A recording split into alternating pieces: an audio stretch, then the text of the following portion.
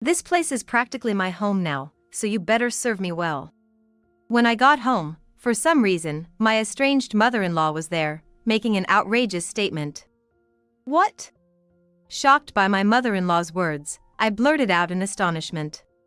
I had been in Hawaii for my sister's wedding, away for 3 nights and 4 days. It seems that while I was gone, my mother-in-law had moved in and settled into our house. And the person who facilitated this was none other than her son, my husband. I confronted my husband about what all this meant, but what he told me was beyond my wildest expectations. My name is Emily. I'm a 29-year-old sales professional. During my student days, I was dedicated to my studies and landed a job at a major insurance company right out of college. People often refer to me as a career woman. Indeed, I love my job and have been working hard every day. However, I was hopeless in love, never having had a proper relationship. But then, a turning point came in my life. That day was busier than usual, full of appointments with clients. I was about to head to a client's house to finalize a contract but left the office at the last minute. Rushing, I grabbed the necessary documents and left the office. I hope I can make it in time, I muttered as I hurried towards the station. Just then, I thought I heard someone calling my name and turned around. A man was running desperately towards me. Emily! Wait, please! Sean? It was Sean from my department, who works in administration. We hadn't talked much, just exchanged greetings. Catching up to me, Sean, panting, handed me some documents. What's this? It was the document I needed for the client I was about to meet. What? Why do you have this document? Confused, I checked the documents I had brought, only to find they were for another client. In my rush, I had taken the wrong papers. I happened to pass by your desk and noticed these documents left behind, so I rushed to catch up with you. Luckily, I made it in time. Thank you. Without these, I would have lost the client's trust. I thanked him repeatedly. I was shaken by such an unusual mistake, but he just smiled at me like the sun. Glad I could help, Emily. Be careful out there. Thanks to him, I was able to secure the contract that day. This incident led to us talking more often, going out for meals, and eventually, we started dating naturally. He was 2 years older than me, a calm and cheerful person. After dating for exactly 2 years, we decided to get married. I was looking forward to a happy married life, but soon after the wedding, a problem arose with my mother-in-law. My father-in-law had passed away 5 years ago, and she lived alone. Her house was close to ours, so she often came over to ask for money. Emily, you're making good money, right? How about sharing some of that as pocket money? My mother-in-law, smirking, cooed these words. Before we got married, I thought she was a reserved and nice person, but she showed her true colors as soon as we tied the knot. Despite repeatedly telling her I can't give you money, she kept insisting, and I was getting fed up. She seemed to be a big spender, using up money as soon as she had it. To top it all off, she even called my sister, asking her for money, which really got under my skin. So, I decided to talk to Sean, my husband, about it. Hey, can you tell your mom to stop asking for money?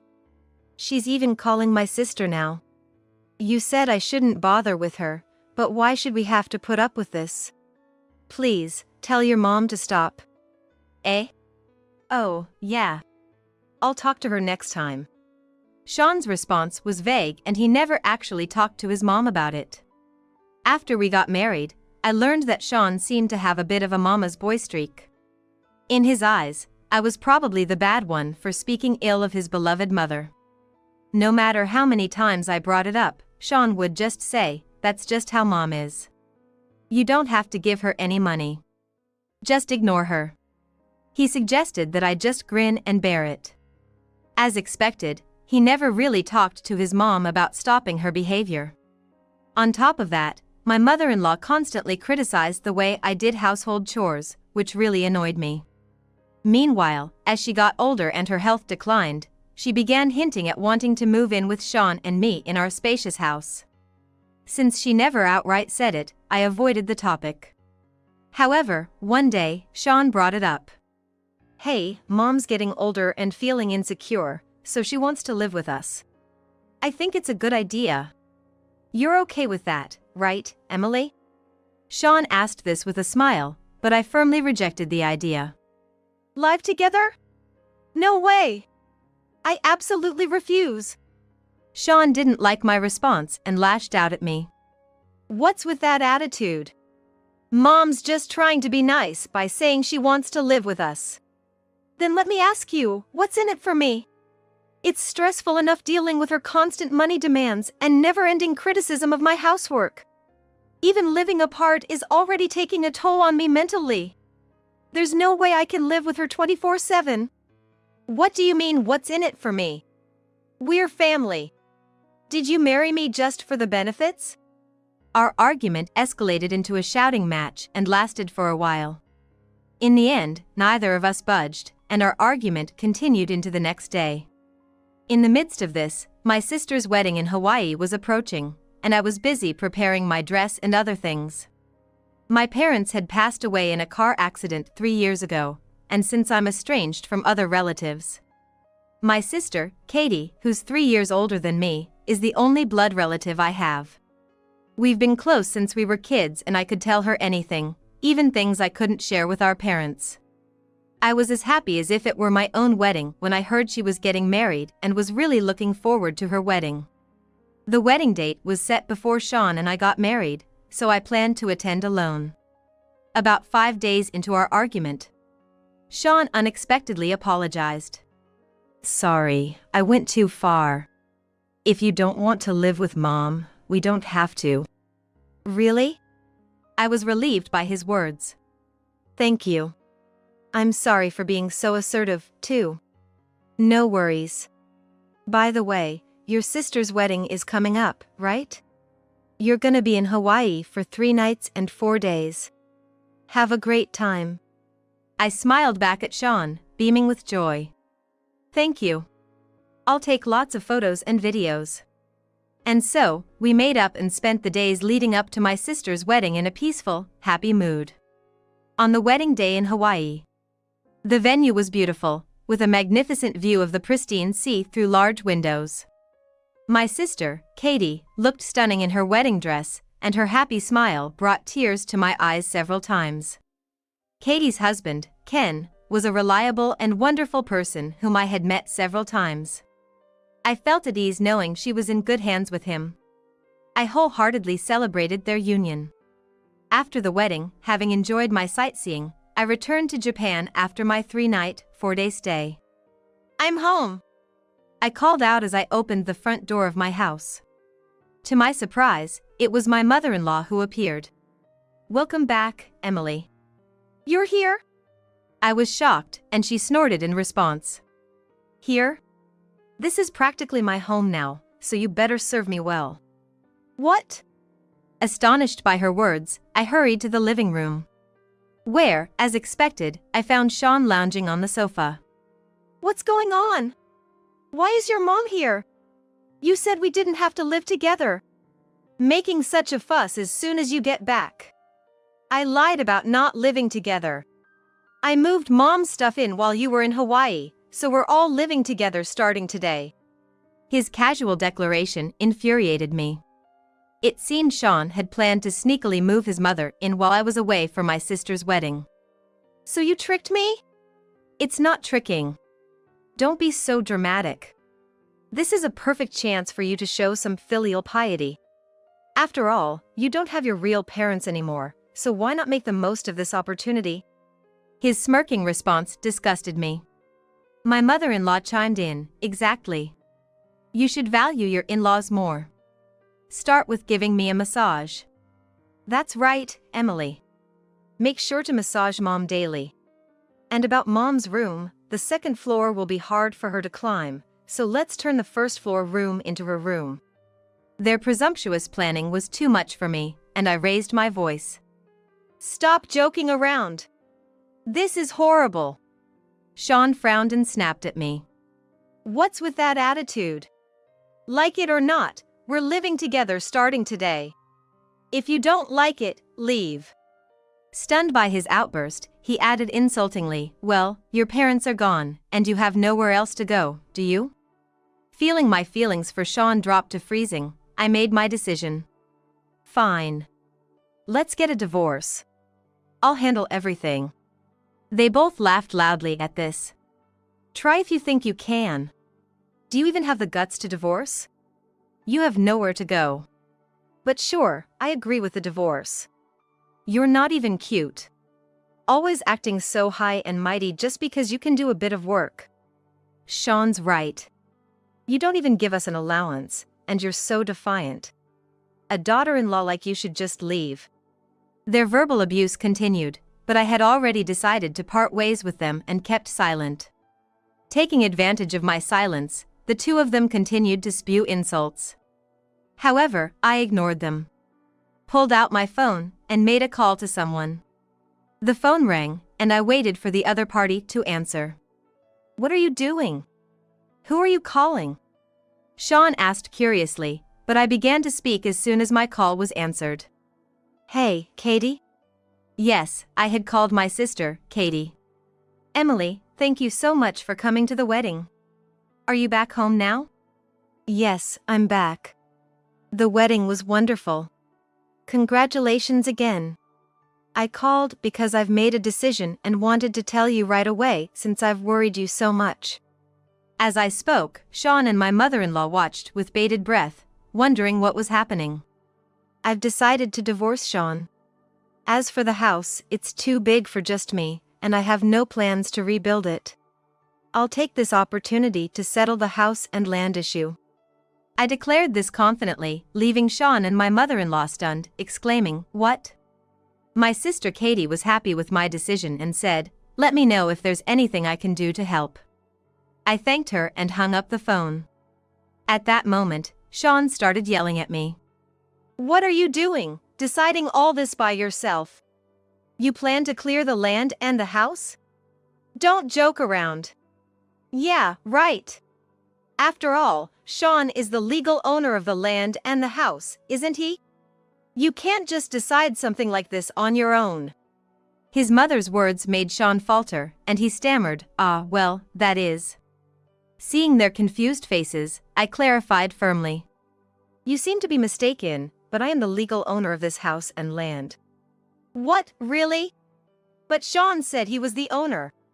She raised her voice in disbelief, turning to Sean. "You are the owner, right, Sean?" Sean stayed silent, not answering her. I spoke to him calmly. "I had a feeling, but you really did lie to your mother about being the owner.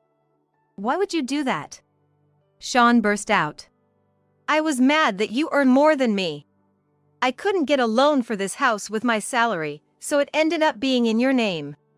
It hurt my pride as a man. So, to my mom." "So, you lied about being the owner to save face." I cut him off, and he admitted in a mumble, "Yeah, I did.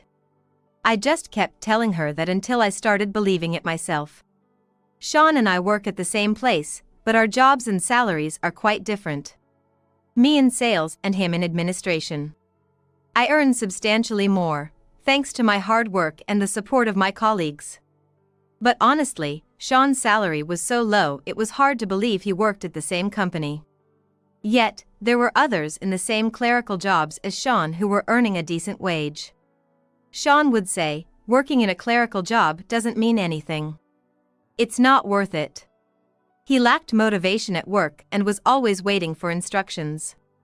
Even when he had tasks to do, he quickly delegated them to his juniors.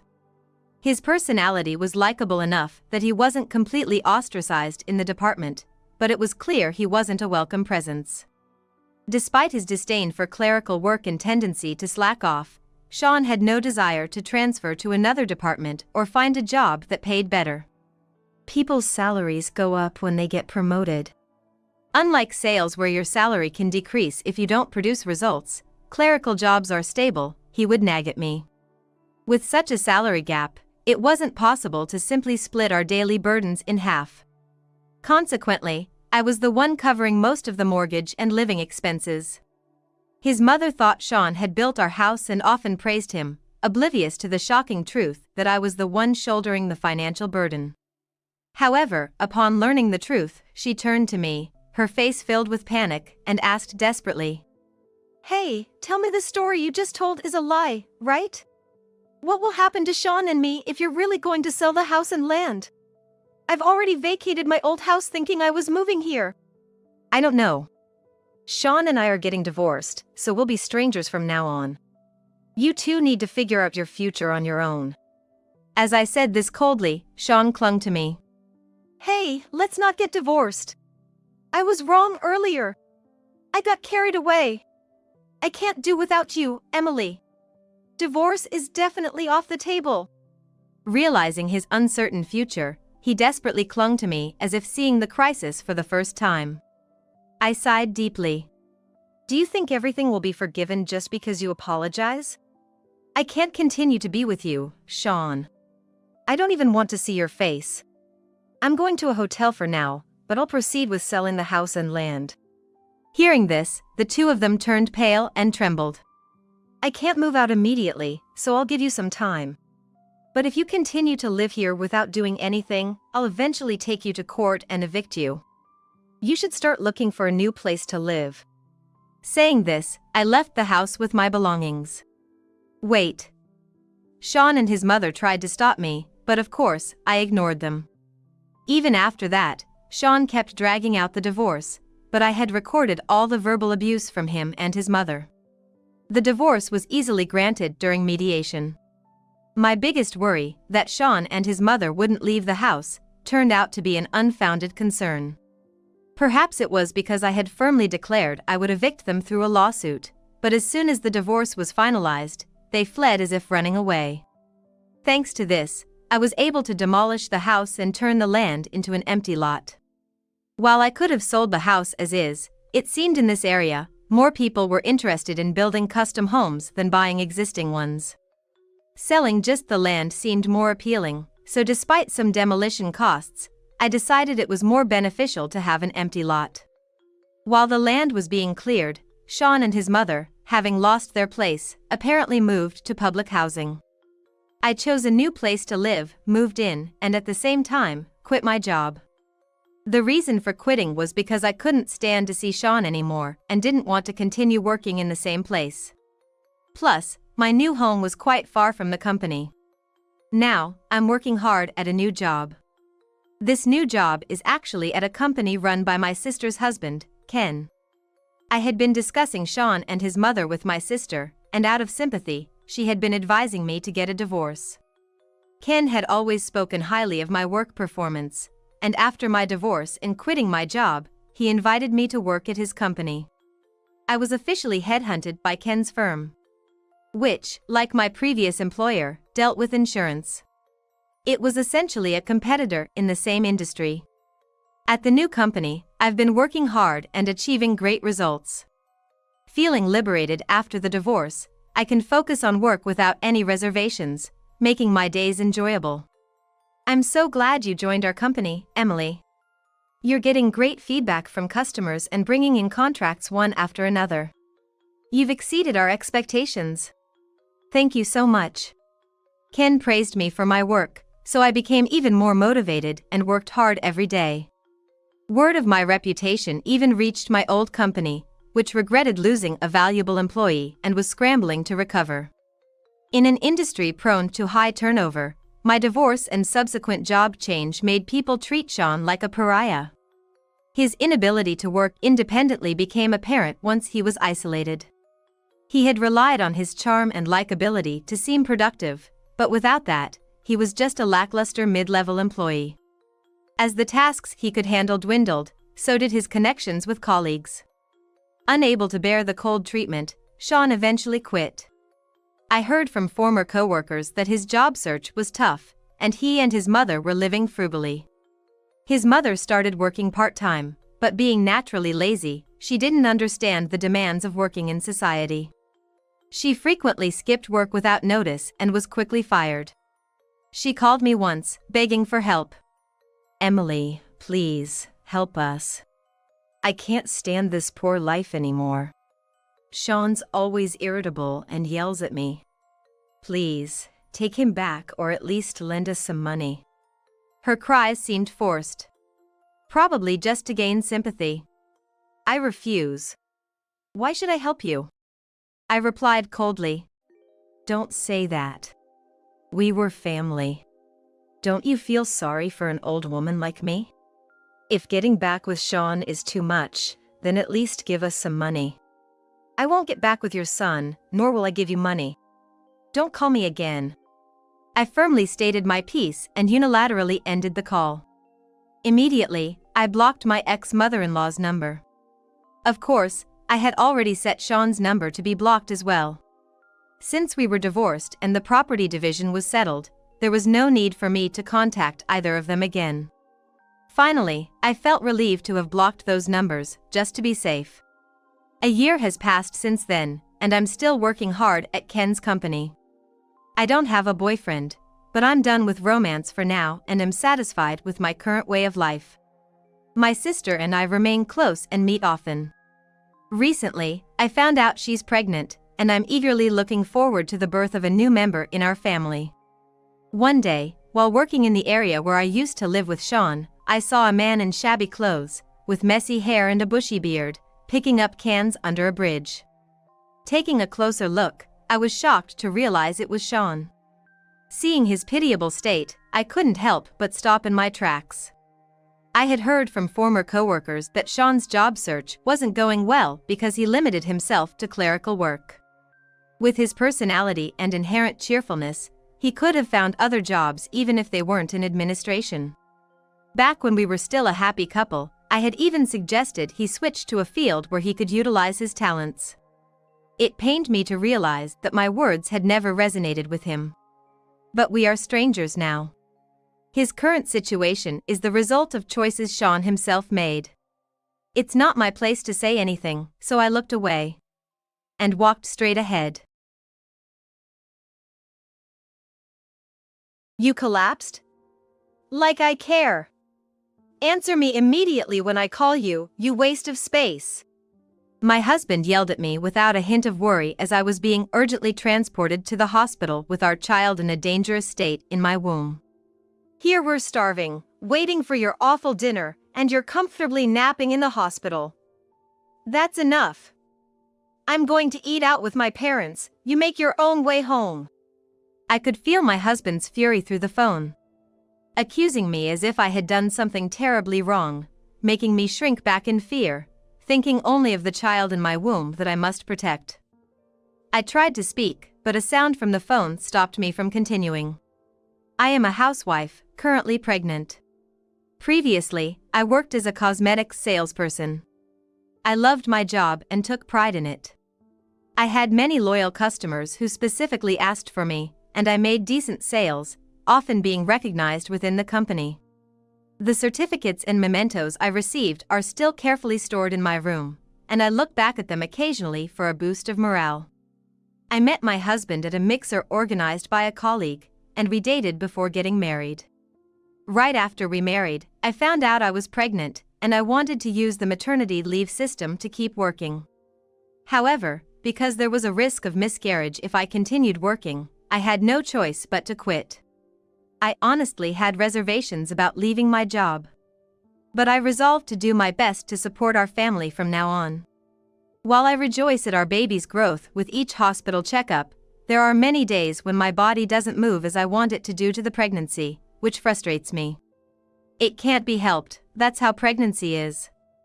Don't rush, say friends who have been through childbirth, trying to encourage me. But my husband doesn't seem to think so. I must appear to him like a lazy, useless wife. Hey, where's my lunch? Just sandwiches?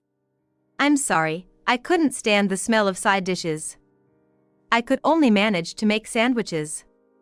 If it's not enough, could you please buy some side dishes at the grocery store? What's the point of being a stay-at-home wife? Yeah. I'm just not feeling well. Sorry. You always use your pregnancy as an excuse, but being pregnant isn't a sickness, so stop making excuses. Fine. I'll eat lunch out. You deal with the sandwiches. At first, my husband was happy that we were having a child, but gradually his attitude towards me has gotten worse. He no longer comes with me to the hospital, blames me for not keeping up with the housework, and does nothing but berate me every day. He wasn't like this oppressive person when we met. But maybe he's tired, too. He's become a mentor to a new employee at work, apparently.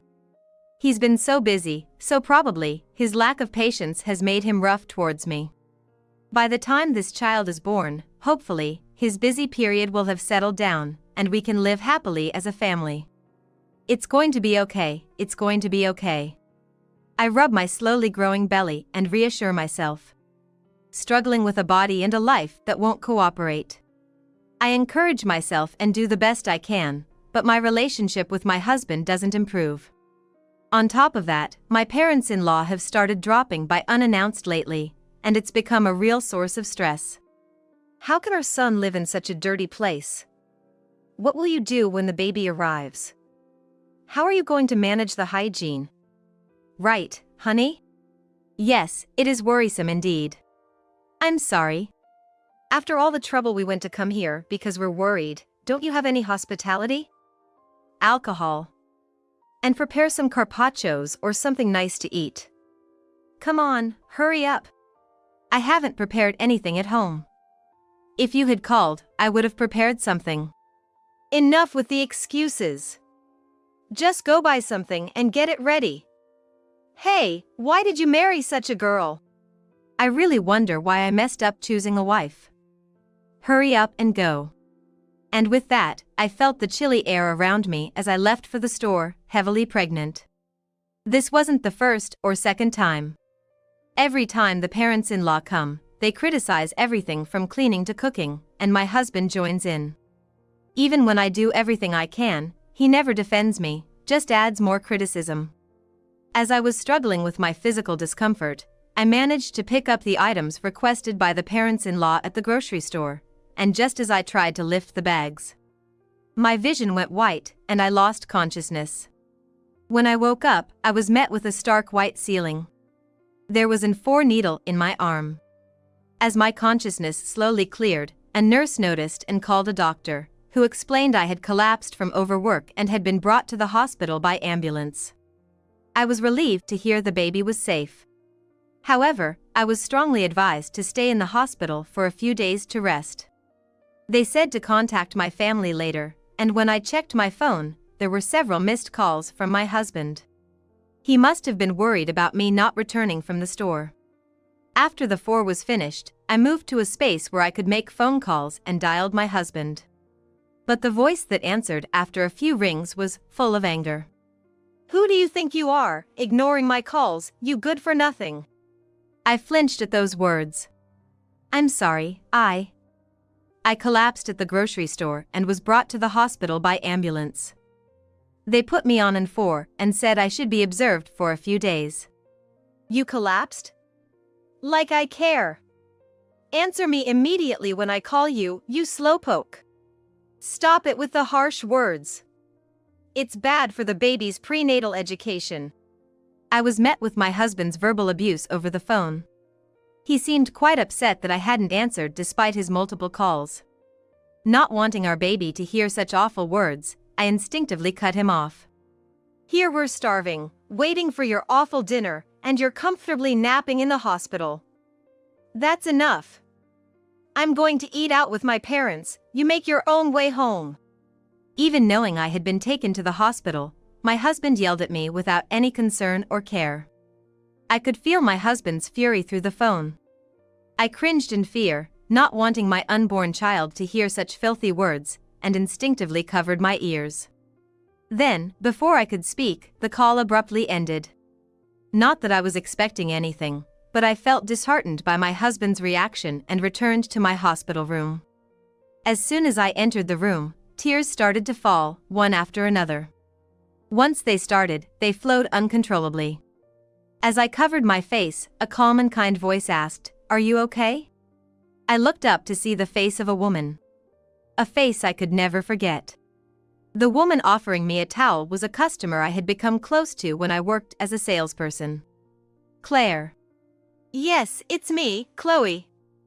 I'm so happy you remember me. To meet again like this, it must be fate. I could never forget you, Claire. The woman, lively and laughing, was unmistakably the Claire I knew. Back then, Claire was a woman who had just gone through a divorce, with a child, lost confidence in herself, and hadn't worn makeup in years. I approached her as she aimlessly looked around the cosmetics counter and asked, "Would you like to try some makeup?" And then I applied makeup for her. Seeing her face beautifully made up for the first time in a long while, Claire seemed to relax and even shed a tear. I remember feeling a tightness in my chest as well. Gradually, Claire regained her confidence and became a regular customer. Though we had a customer-salesperson relationship, we had built a good rapport, but 3 years before I resigned, Claire suddenly stopped showing up. I came back hoping to see you, Chloe, but when I went to your old workplace, they told me you had resigned, and I was so shocked. You came all the way to see me? Sorry for bothering you. But you mentioned coming back, were you overseas? That's right. I actually run a business, and work abroad suddenly got busy. I haven't had American food in years, and I've missed it. So when work finally calmed down, I came back, and after visiting your former workplace, I ended up with appendicitis. And that's how I ended up in this hospital. What? Are you okay? It's just the early stages, so I can take medication to reduce it. Plus, if I were abroad, the treatment would cost many times more, so I'm glad it happened after I came back. Claire said with a laugh, her face as radiant with that familiar dazzling smile. I couldn't help but smile back as if taken back to those years ago. My spirits, which had been quite low, were now lifted, and we found ourselves happily reminiscing about the old times. So, Chloe. You don't have to say if you don't want to, but why were you crying earlier? Claire asked with her kind smile. Although our relationship was originally that of a salesperson and a valued customer, I truly trusted Claire. Thinking that I could tell her. I shared that things weren't going well with my husband and in-laws. I don't feel confident about giving birth to this child in that house and raising them safely. I'm afraid they'll treat the baby just like they treat me. But now, I've quit my job and don't have any prospects for living alone, let alone with two. Well, I have an apartment available that I could lend to you. As part of my work, I'm managing apartments I built on land I inherited from my parents. What? I was taken aback by Claire's unexpected offer. It's in one bedroom with a separate bathroom and toilet, soundproof walls, and it's comfortable. Plus, it's close to supermarkets, grocery stores, and a police station, so it's safe and secure. Right now, there's no deposit required for rent. You can pay the rent later on as you settle in. It's an incredibly great deal. So, what do you think? Claire rattled on with such fervor that I couldn't help but let out a chuckle. Are you sure you can offer it at such a bargain? Of course. I know you, Chloe, you have a great character, and I know you'll keep the place clean, so you're more than welcome. I want to help my favorite Chloe. I'll take you up on that offer, thank you. A few days later. After getting the all clear from the doctor, I was discharged from the hospital without any problems. Claire, who had arranged the apartment over a single phone call while I was hospitalized, had made it ready for me to move in right away, and I decided to shamelessly take full advantage of her generosity. After being discharged, I didn't return home but moved straight into the apartment. Claire's apartment was a beautiful and comfortable place. I felt so grateful and kept wondering if someone like me really should be renting it and if it was okay to pay the rent later, but Claire just laughed it off, saying, "It's totally fine." I would sneak back to my former house during my husband's work hours to take out what I needed. There was hardly anything in the house that was mine after we got married, it felt empty. Claire even went as far as introducing me to a lawyer she had received help from. I was thankful for everything. My mind was completely made up about the divorce. When I told the lawyer, he strongly said, "Let's work hard on this," and it was reassuring. And the baby in my womb was growing healthily without any problems. Today's checkup was also problem-free, and I settled my hospital bill with a sense of relief and stepped outside. Then, "I've found you." My husband was lying in wait in front of the hospital. In a panic, I tried to flee, but with my pregnant body, there was no way I could run. "Stop it." My husband grabbed my arm firmly. "I finally found you. What's this about hiring a lawyer? Where are you living right now?" "Nowhere specific, just a safe place." As the lawyer said, I want all further interactions to be through them, not directly. "You coward! Hiring a lawyer, how dare you get so high and mighty? And what's this about a divorce? What have I done to deserve this?" "That too, please discuss with the lawyer. I'm expecting compensation for the damage to my dignity and child support. Please be so kind." You wretch! We're going home." "What? What are you talking about?" "I have no intention of paying child support or damage, just so you know. If you come back, all of this will be resolved, that's what my parents said. Come on, let's go." "Wait, stop." I almost stumbled as he forcefully pulled my arm. But between the difference in strength and my heavily pregnant state, I stood no chance. I was helplessly dragged by my husband towards the car. However, at that moment, a young woman intervened, saying, "What are you doing?" She stood protectively in front of me. And as my husband's grip loosened, I took the chance to pull my arm away. His face filled with astonishment as he looked at the woman. "Audrey." I was surprised to see my husband and the woman knew each other, but they continued their exchange without regard for me. "What are you doing, Oliver?" "I'm just here to pick up my wife. She doesn't want to go with you." The woman named Audrey confronted my husband. He was completely taken aback. "No, that's not it. My wife, she's pregnant and a little, no, quite moody. Come on, let's go home." "No, I'm not going back. I've already got a lawyer for the divorce." "Is that true? So, Oliver, you're trying to forcibly take your wife back home?" "No. I'm not." "Yes, that's what's happening." "Hey! What are you talking about?"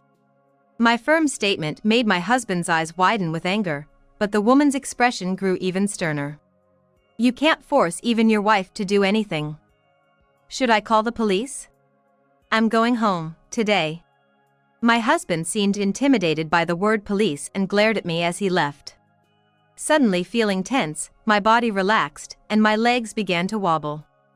The woman quickly supported me. "Are you okay?" Sorry. I just felt so relieved that I went weak. "I'm calling a taxi right now." She efficiently called a taxi and helped me into it. "I'm worried, so I'll make sure you get home safely. I can't let you go to all that trouble." "It's fine. I'm already involved, and if it's not a bother." Her smile was comforting, and it felt strangely familiar. "It's no bother at all." "Then that's settled. And your address is?" When I gave her my address, her eyes widened in surprise. "I can't believe it. You live just below me, Chloe." Audrey, who had escorted me home and took care of me, laughed cheerfully. It was a complete coincidence, but Audrey lived just one floor above of my apartment. And what's more, she was a new employee at my husband Oliver's workplace, and he used to be her mentor. Used to be because his behavior was so appalling that she had complained to her superior and he was replaced. Oliver was known for being harsh with female employees, unsympathetic to issues like menstruation or cold sensitivity, and insensitive about relationships and marriage. It might sound bad to say this in front of his wife, but even when I was in severe menstrual pain and couldn't move well despite medication, he'd say, "Are you kidding me? That's just an excuse. Stop dawdling, ugly." Other than that, apparently, he had a habit of making snide remarks to Audrey, who would leave work on time after finishing all her tasks. "I understand. I've been treated like that since I got pregnant. So, it wasn't just at home. I should have known he was like that outside too, sorry about it." "You're not at fault at all, Chloe. The one to blame is Oliver. Audrey's firm declaration somehow brought tears to my eyes. A week later. Though we had only met recently, Audrey and I had become close enough to casually share dinners like friends. She told me that my husband had been ordered to transfer to a subsidiary company. Claire is a successful businesswoman who manages several buildings and apartments, and Oliver had boasted at work that he was handling Claire's account. However, Claire had suddenly demanded a change of contact, threatening to sign with another company if it wasn't done, leaving the superiors puzzled. Then, Audrey submitted a statement, recordings of the verbal abuse, and testimonies from female victims accumulated against my husband. Among the projects Claire was promoting was the construction of a women-only apartment building. It was deemed inappropriate for someone who disparaged women and stalked his wife to be in charge. Why did Audrey take such action? I was shocked when I heard it, but it turns out that Audrey was actually Claire's daughter. She had joined the same company as Oliver to gain social experience. Indeed, Audrey was so capable that she easily acquired a more advanced qualification than my husband had. Despite his teasing every time she left on time, asking, "Got a date?" she was diligently studying in any spare time she had. Audrey was determined to solve the workplace issues on her own without relying on her mother's help, but once she found out I was her mother's savior, she couldn't stand by and do nothing. When Claire found out that the problematic supervisor at Audrey's workplace was my husband, she said, "Don't hold back, lay out all the evidence." As a result, the choice between a husband with an abnormal amount of complaints from female employees and who lost a major client and a capable new employee who is also the daughter of a client and has advanced qualifications was clear, and the company readily transferred my husband. Since being moved to the subsidiary, Oliver's income decreased, and his workload increased considerably as he was the only one there with a qualification. Chloe, no matter how much Oliver tries to appeal to your sympathy, don't falter in your stance on the divorce. The words of a seasoned businesswoman and divorcee carried a different weight. I nodded firmly in agreement. After that, indeed, Oliver sent emails and messages through the lawyer, crying about how hard work was, how much he missed me, and begging me to come back because he admitted he was at fault. But I didn't waver in my decision to divorce, and with the strong backing of Claire, Oliver reluctantly agreed to the divorce. The damage and child support were to be paid in installments. I had dealt with my husband's issue, but another trouble was my parents-in-law. Especially my father-in-law, who was thrilled about the baby being a boy. I knew something was bound to happen. The tension-filled life continued. And then, my parents-in-law finally made their move. One day, as I was leaving the apartment to go shopping, the one who grabbed my arm was my father-in-law. "How did you find me here? Please, let go. I followed that complaint woman thinking to get back at her, and then saw you coming out of the same apartment." Complaint woman must be referring to Audrey, which was an awful way to refer to her because of some misunderstanding. "If you hadn't started with this divorce nonsense. Damn it. For now, just hand over the grandson once he's born. He's the heir to our family." My father-in-law, who was bigger and stronger than my husband, had a fierce grip. I swung my bag with all my might with my free hand, but he wasn't fazed at all. As I panicked about what to do, a sharp voice called out, "Let go of Chloe." With the voice came a chop to my father-in-law's arm, and his grip loosened. Hi-ya! In an instant, my father-in-law was sent flying through the air. It was a magnificent one-armed shoulder throw that I had never even seen on TV. I later learned that, during Claire's divorce, Audrey had taken up judo to protect Mom. She's apparently certified with the highest class and has won multiple national competitions. And still gets invitations from various places. "You all are the worst," Audrey exclaimed to my stunned father-in-law, who was not understanding what had just happened. What kind of people overlook their son's misdeeds? What do you think of Chloe and the life in her womb? Chloe is going to build a happy home with her child. And you're trying to interfere with that. Are you monsters? The least you can do is not get in the way of her new start.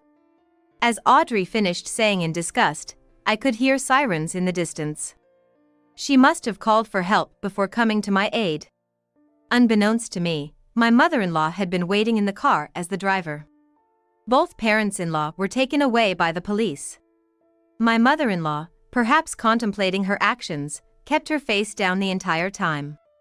Later, my father-in-law was arrested, and my mother-in-law filed for divorce. She wanted to re-examine her life, which had always been directed by others, and decided to return to the countryside.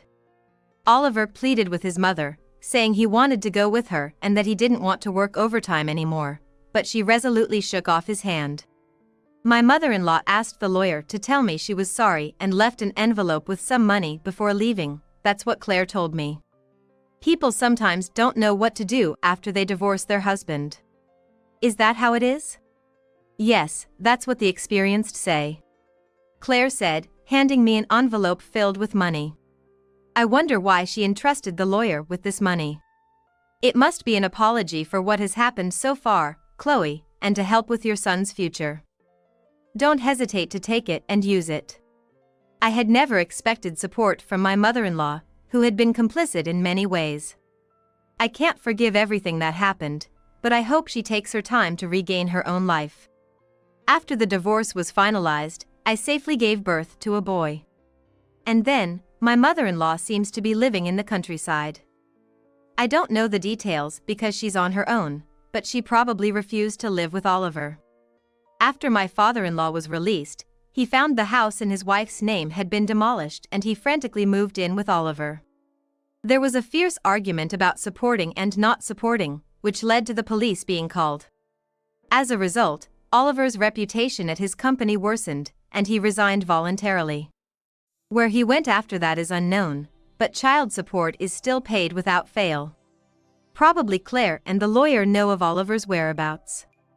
As for Audrey, her hard work was recognized, and she seems to have become a project leader at work. She's especially admired by her young colleagues and enjoys her work.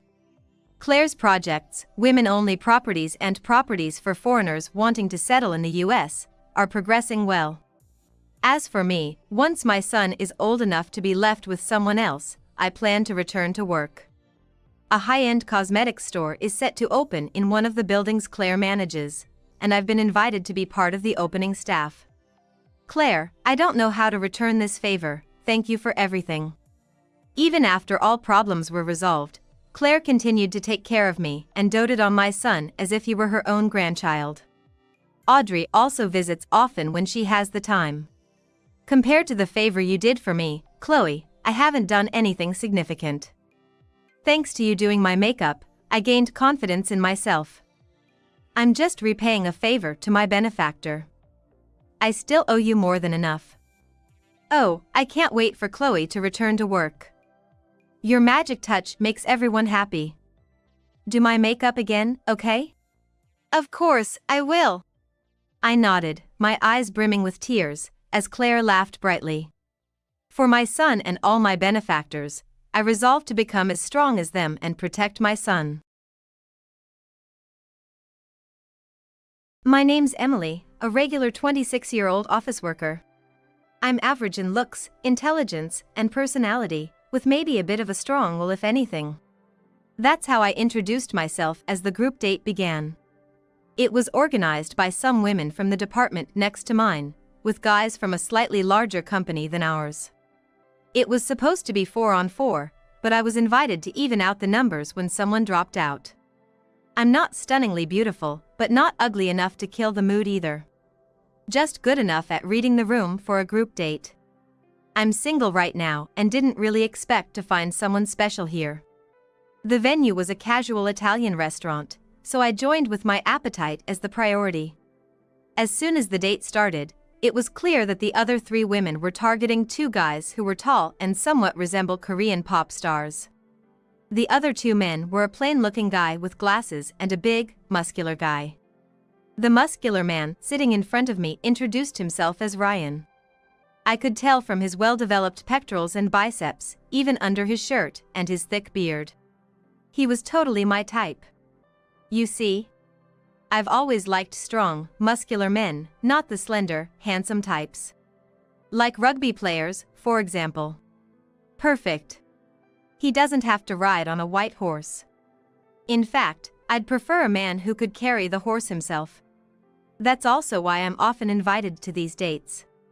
My tastes rarely overlap with the other women. Wow, impressive muscles. Do you play any sports?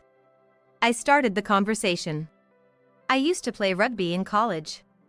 Now, it's mostly just gym workouts. Bingo. I thought to myself. Ryan, like me, joined the date focusing more on food. He didn't actively engage in conversation with the women and just enjoyed the delicious food. I admired the way he ate. You're Emily, right? Do you play any sports? Ryan joined in the conversation. Can you tell?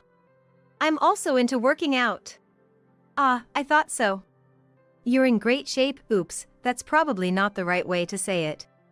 Ryan said with a bright laugh. His laugh and voice were just my type. We hit it off, talking about working out, our gyms, and muscles. The other participants seemed a bit taken aback, but we didn't mind. Ryan and I exchanged numbers and agreed to work out together sometime. It seems that the only couple who got together at the mixer that day was Ryan and me. Ryan is a year older than me, at 27. He's quite tall and muscular, standing at 6 feet 1 inch and weighing 198 pounds, while I'm 5 feet 5 inches and weigh 125 pounds. Many tall men prefer petite and delicate women, but Ryan wasn't like that. He seemed genuinely happy that we shared a passion for working out. In this way, Ryan and I, who met under such circumstances, not only went on workout dates but also went to movies and had meals together, just like any other couple. We got to the point where we'd casually talk about stuff like, when I get married, I want to have a workout machine in the living room, and I'd reply, then we'll need to rent a place with a spacious living room. When I introduced Ryan to my family, they instantly liked him. His charm and thoughtfulness made it seem like our wedding was just around the corner. Next week, I'm visiting Ryan's home. He lost his mother when he was young and was raised by his sister, who is 7 years older than him. I thought of her as a potential challenging sister-in-law, but less intimidating than a mother-in-law. When I arrived, a bit nervous, I was greeted by Ryan's stunningly beautiful sister, Layla. Layla, being 7 years older than me, would be in her mid-30s, but she's so stunningly beautiful that even I, a woman, can't help but be mesmerized by her. She has a softer, more refined version of Ryan's face, about the same height as me, but so slender that I wonder if she has any muscles at all, and her waist-length black hair is gorgeous. Ryan's dad is a sturdy man with thick eyebrows, just like Ryan. Layla entertained us with homemade lavish scattered sushi, but that's when a problem arose. I'm allergic to shellfish. Sorry, Layla. I'm allergic to crabs and shrimps. I won't get a severe reaction unless I eat a lot, but I definitely can't eat the generous amount of shrimps and crabs on top of the sushi.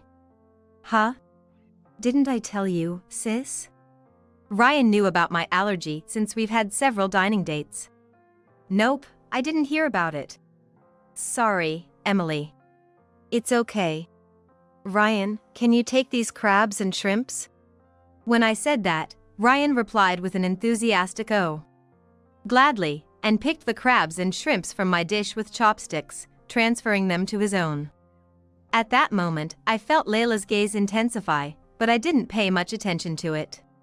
From now on, I'll be more careful. But if you marry Emily, Ryan, you won't be able to eat crab or shrimp anymore. When Layla said that, it dawned on me that I probably wouldn't willingly use ingredients I'm allergic to. Feeling a bit guilty, Layla added as if to rub it in. Such a shame, you love them so much. Huh? Was she blaming me? I was taken aback, but then Ryan said, "It's all good, all good. I can eat crab and shrimp when we go out. Heck, I can come here to eat them." His cheerful response was a relief. While I was excusing myself, Layla kept saying things like Ryan has loved crab and shrimp since he was a kid, and as long as I'm here to make them, I'll make a lot for you, which made me realize that I wasn't exactly welcomed. Moreover, as we were leaving and Ryan headed to the front door, Layla followed, saying even after you get married, you're always welcome here, really. Maybe she thought I was taking him away from her. Ryan. I don't think your sister thinks very highly of me. I had no idea you loved crab and shrimp so much. As I said this dejectedly, Ryan comforted me. Well, yeah, I like crab and shrimp, but you don't need to worry about my sister too much. She's a bit overprotective, you know. She's been saying that cooking for me is her life ever since our mom passed away. I wondered if that was just a mild case of overprotectiveness. After all, she had been like a mother to him since they lost their mom, so maybe she was a supercharged version of a mother-in-law. But Layla has this really handsome boyfriend. He's beyond movie star handsome, the kind that makes almost any woman's heart flutter. Not that I find him all that great. Her boyfriend, Hendrik, is 33 and runs a nightclub. Back when Layla used to work, she was dragged to his nightclub by a female colleague. Hendrik fell for Layla and then decided to strike out on his own and become a business owner. Ryan said, Hendrik is totally smitten with Layla. Even Dad, who was initially against it, seems to have come around, saying it's okay because he's not just an employee, but a business owner. We even work out together. He says he wants to put on a moderate amount of muscle.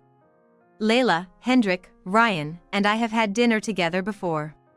Once, when I was about to put lemon and sauce on Ryan's fried shrimp, Layla sharply said, Hey! Ryan eats his fried food with soy sauce. Ryan, trying to smooth things over, said, Oh, it's fine. Emily suggested trying lemon and sauce, and it turned out to be tasty. I can go with soy sauce or tartar sauce, but lately, I prefer lemon and sauce. Despite his efforts, Layla seemed displeased. Scenes like this happened more than once. Layla would make a face whenever topics like Ryan enjoying foreign dramas influenced by me or his changing taste in clothes came up. Then there were some slightly odd occurrences. Whenever we had a meal at Ryan's house, I often ended up with allergic hives. Of course, since that incident, I've never visibly seen crab or shrimp in the dishes. However, if the dishes contained crushed or mixed crab or shrimp extracts, I wouldn't notice.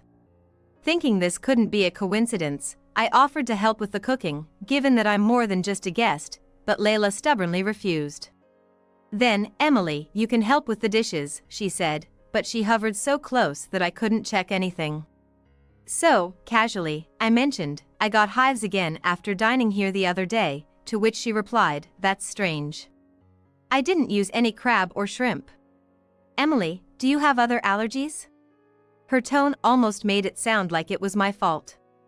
Furthermore, she said, with so many allergies, it'll be tough cooking for Ryan if you live together. I'm worried about him, focusing entirely on Ryan's needs, not mine. For the record, I don't have any other allergies. I've had tests done. Even when I told her this, Layla wouldn't believe me. I realized then that it wasn't about me being unsuitable or disliked, it was that Layla didn't want Ryan to drift away from her. But Layla is 35 years old. She can't stay overprotective forever. Luckily, she has Hendrik, who is head over heels for her. Maybe he could help sort things out. Hey, aren't Layla and Hendrik getting married? I thought they'd be first in line, I asked Ryan. You'd think so, right? I've said that many times, but she claims she can't think about it until I'm married and settled, he replied. Ryan said that, but it seemed like Layla herself was the one hindering their marriage. Then, an incident happened. We were dining out, the four of us, invited by Layla and Hendrik. When Ryan got up to go to the bathroom, Layla followed shortly after, saying, I'll be right back. Soon, she returned, being almost carried by Ryan. I'm sorry, I feel a bit unwell, she said, holding a handkerchief to her mouth and looking pained. Hendrik stood up, offering, Are you okay? I'll take you home, but Layla declined, saying, No, it's fine. We ordered a set menu, so you two will enjoy it.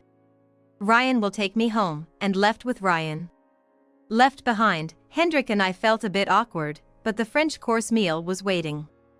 I decided to prioritize my appetite and enjoy the meal. Hendrik just stared at me and said, Emily, you're different. You're very fresh and attractive. with the kind of flattery you'd expect. Sure enough, he's good at complimenting women.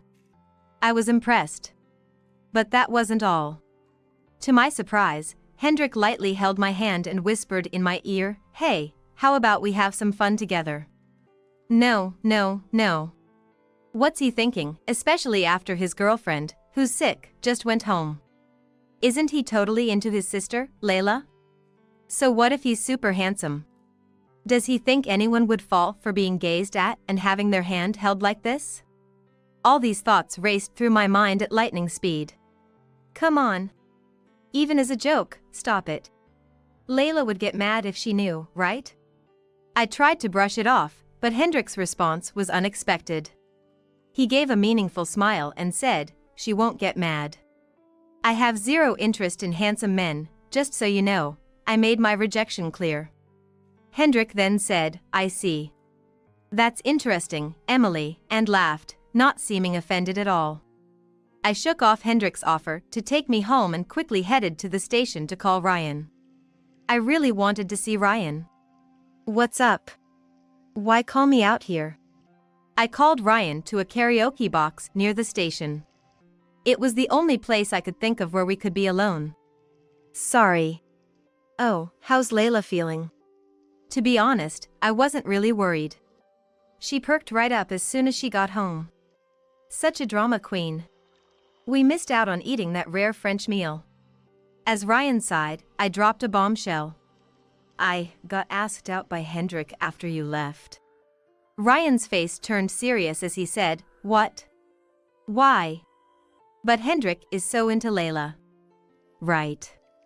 So I told him Layla would get mad, but he said she wouldn't." "What does that mean?" "No way. But then again," Ryan murmured, trying to recall something. What he told me next was unbelievable.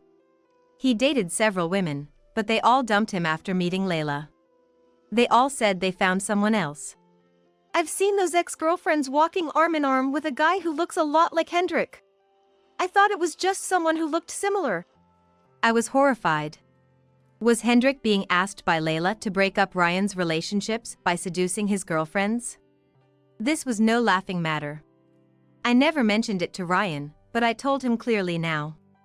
After eating Layla's cooking, I often got hives. Despite not being allergic to anything but shellfish. "I get Layla not wanting to let go of you, Ryan, but this isn't good for any of us." "Yeah, you're right. Sorry, Emily, for dragging you into this mess. I can't believe Layla would go that far." Ryan seemed really shaken, but my future was at stake too. "If you choose Layla, I won't see you anymore," I said firmly. Ryan also spoke decisively. "I choose you, Emily. Let's deal with Layla together. If I leave that house, she can't do anything more." And he added, feelingly, "I'm just glad you're not into handsome men." I thought it was all my fault I kept getting dumped. I felt sorry for him but couldn't help smiling a little. This strengthened our bond, and we started planning for marriage. After that day, I stopped visiting Ryan's house. I was making smooth progress with the wedding preparations, but it's not like I wasn't nervous. Just a quick search online and you'll find tons of horror stories about things going wrong at weddings and receptions. It's unlikely, but better safe than sorry. I asked the planner, "Do problems often happen on the wedding day?" And she quickly picked up on my anxiety, asking, "Is there something you're worried about?" So, I was able to open up and discuss my concerns. Finally, the day of the wedding arrived. Hoping that everything would go smoothly, I entered the dressing room only to be met with a shocking sight. There was Ryan's sister, tearing a wedding dress to shreds with a large cutter knife. Trampled accessories lay scattered at her feet. I had anticipated some interference, like spilling water or coffee on the dress. But cutting it with a cutter? I hadn't expected that. "It's all ruined now," she said with a smile on her beautiful face. "But you do know that's all rented, right?" "Of course, it is. Unless you're incredibly wealthy, you don't custom make wedding dresses." Her beautiful smile twisted slightly. "What? But you can't have a wedding without a dress." Well, I anticipated something like this and had reserved 2 dresses. I preferred the other dress, but it can't be helped, I said as calmly as I could. Then Ryan knocked and entered the dressing room. He grasped the situation immediately and stammered, "Sister, what have you done?" The planner with us said, "Those dresses and accessories belong to our venue. Should I report this as property damage? I'll pay for everything." "I don't want to make a criminal out of a family member on my wedding day," Ryan said. Hearing the word criminal from Ryan's mouth, his sister finally seemed to grasp the situation, screaming, "Criminal? I'm just opposed to this marriage. Layla. Unfortunately, we're already legally married. Even if we cancel today's ceremony, we are still husband and wife." Hearing this, his sister froze, then collapsed, muttering, "No. I didn't know, it can't be." Ryan then added, "Please, sister. Don't make me hate you more than I already do." At his words, she broke down, crying loudly like a child. Ryan. While his sister continued crying, Ryan escorted her out of the room, and I hurriedly finished my makeup and put on the spare dress. By then, my family and Ryan's father had arrived at the venue. Hendrik also showed up, saying, "She really did it." I wondered why he hadn't stopped her if he saw it coming, but then again, he was part of the scheme, so of course, he wouldn't. Well, nobody could have stopped her anyway. After handing over Layla, who kept crying, to Hendrik, Ryan and I explained the situation to our parents. Everyone was a bit panicked, but since we were calm, we all agreed, let's just get through today's wedding and reception. Throughout the wedding, his sister continued to cry, and during the reception, she kept a handkerchief to her eyes. To those unaware of the situation, it seemed like she was just sad about her brother getting married. After the wedding and reception went off without a hitch, Ryan and I stayed overnight at a hotel in New York and then left for our honeymoon. A week-long trip to Italy. Planning to eat our way through it. For Layla, Ryan's words, "Please don't make me dislike you any more than this," must have been the greatest punishment of all.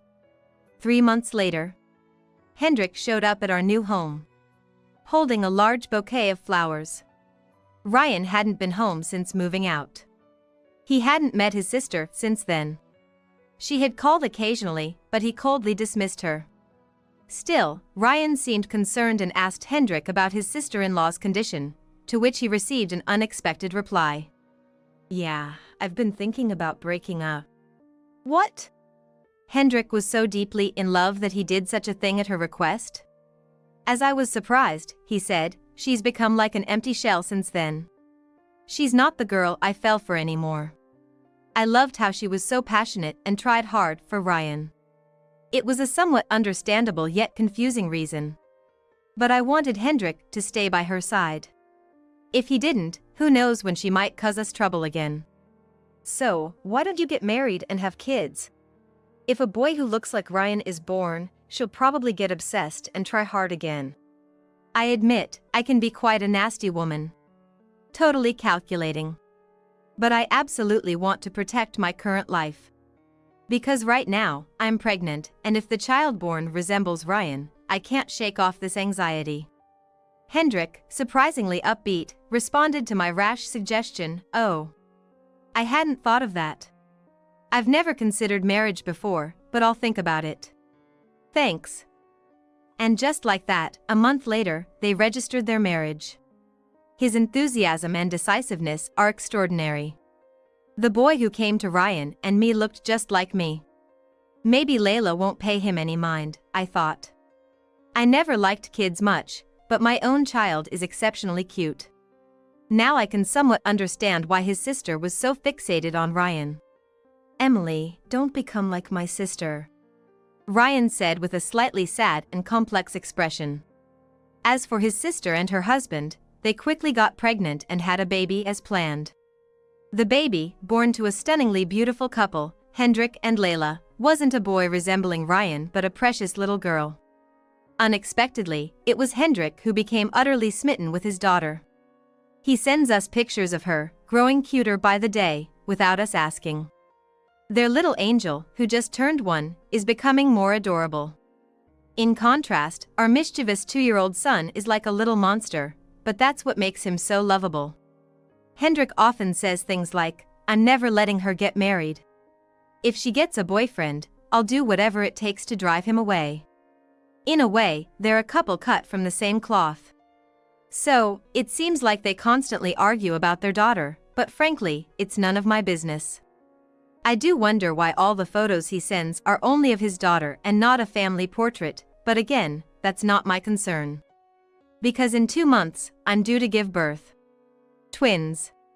And with a mischievous little monster already taking up so much of my time, I can't afford to worry about other families. We rented a spacious living room and installed a training machine, but now Ryan's the only one using it.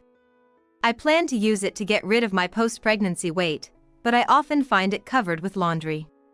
Running around with kids requires strength and stamina. I'm glad I've been working out. If we have more kids, it might be dangerous. We should put away the machine and go to the gym together. But hey, even without the machine, we can still work out, said Ryan, doing squats while carrying our son on his back. I love Ryan for saying things like that. So I'm pretty sure I won't become like his sister. I want our children to experience the happiness of living with a wonderful partner, just like me.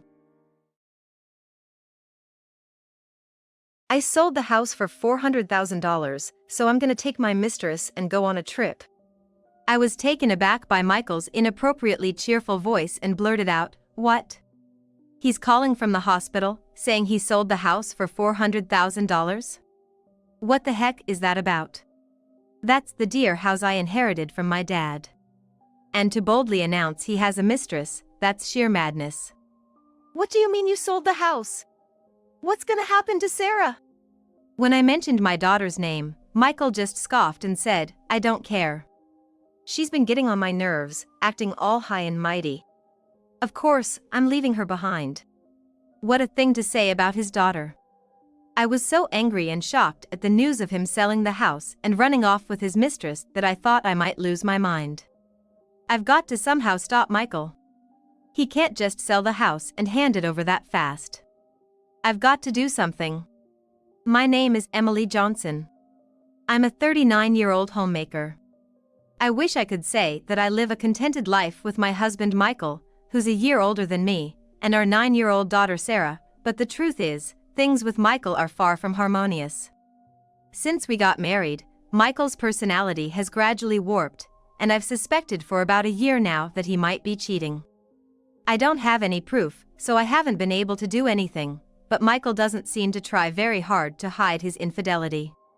Working in a factory for a parts manufacturer, Michael often goes out drinking somewhere 4 or 5 times a week after work. It's conceivable he's out with work buddies, but he didn't go out nearly as often until a year ago. Moreover, he comes home with a unique perfume scent or prepares expensive bags and shoes I've never seen before as gifts. Of course, he never gave them to me, but there were numerous times he took the gifts and left. I'm too scared to confront him with "You're having an affair, aren't you?" So, being the coward that I am, I still haven't been able to take any action until I can get solid proof of the cheating. The Michael I met back then seems like a completely different person. I met Michael 10 years ago, dated for a year, and then we got married. I was drawn to his kindness and sincerity, and before I knew it, I was the one in love.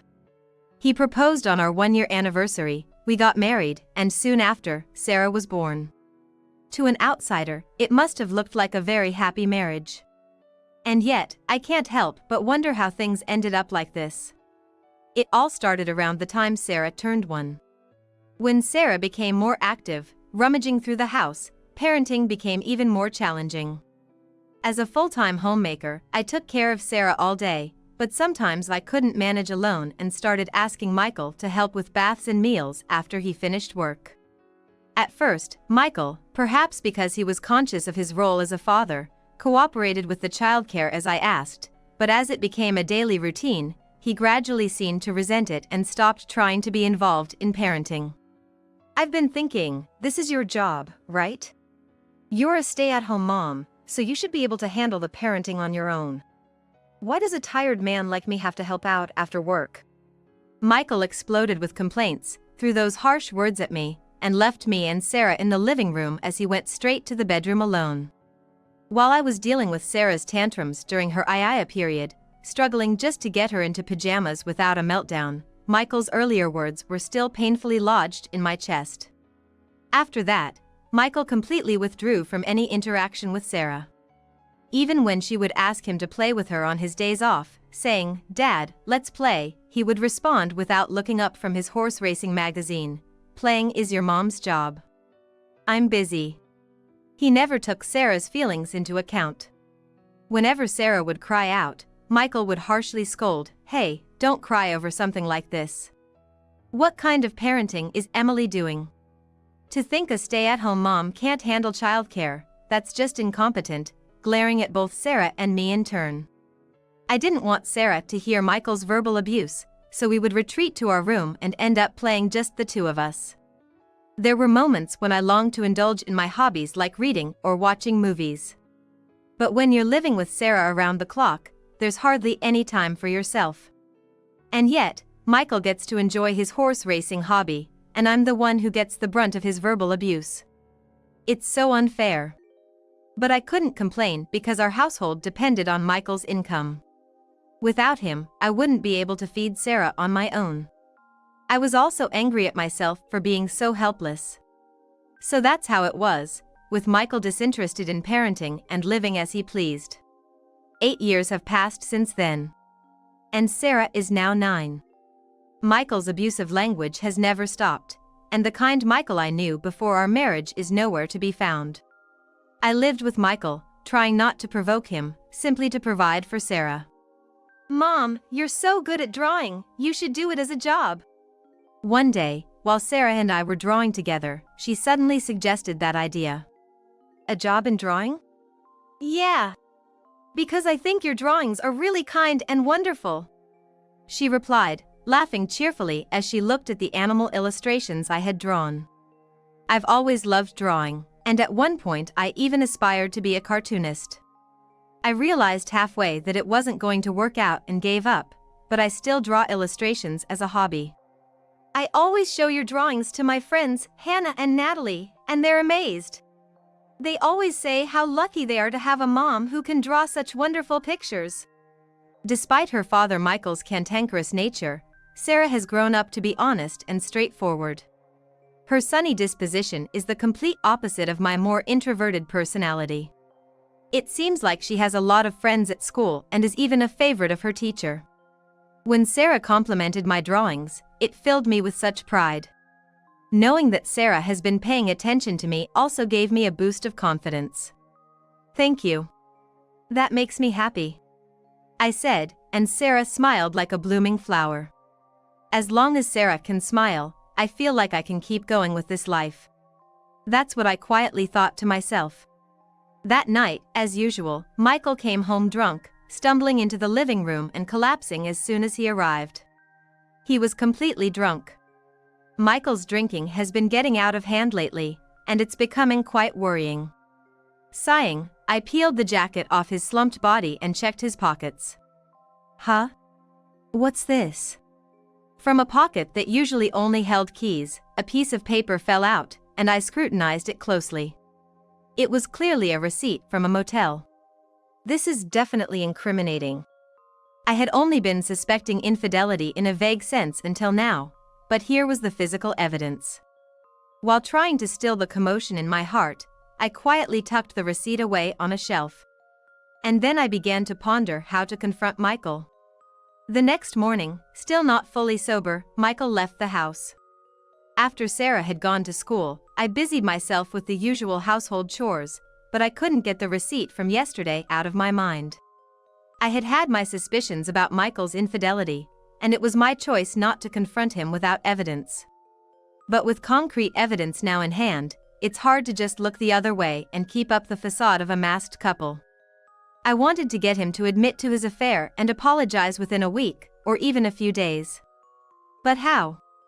As I was lost in thought, my smartphone started to vibrate. Who could it be at this hour? It was unusual to get a call during the daytime. Looking at the phone, it was an unfamiliar number. For some reason, a feeling of apprehension washed over me as I answered the phone. "Hello, is this Mrs. Johnson, Michael's wife?" "Yes, I am." "Who's calling, please?" "This is from General Hospital." "Actually, it's about Michael." The call was from the largest hospital in the area. The hospital informed me that Michael had been rushed there by ambulance. He was undergoing surgery for a kidney disease, they explained. Furthermore, they informed me that his kidneys were likely to fail and that he would need a transplant.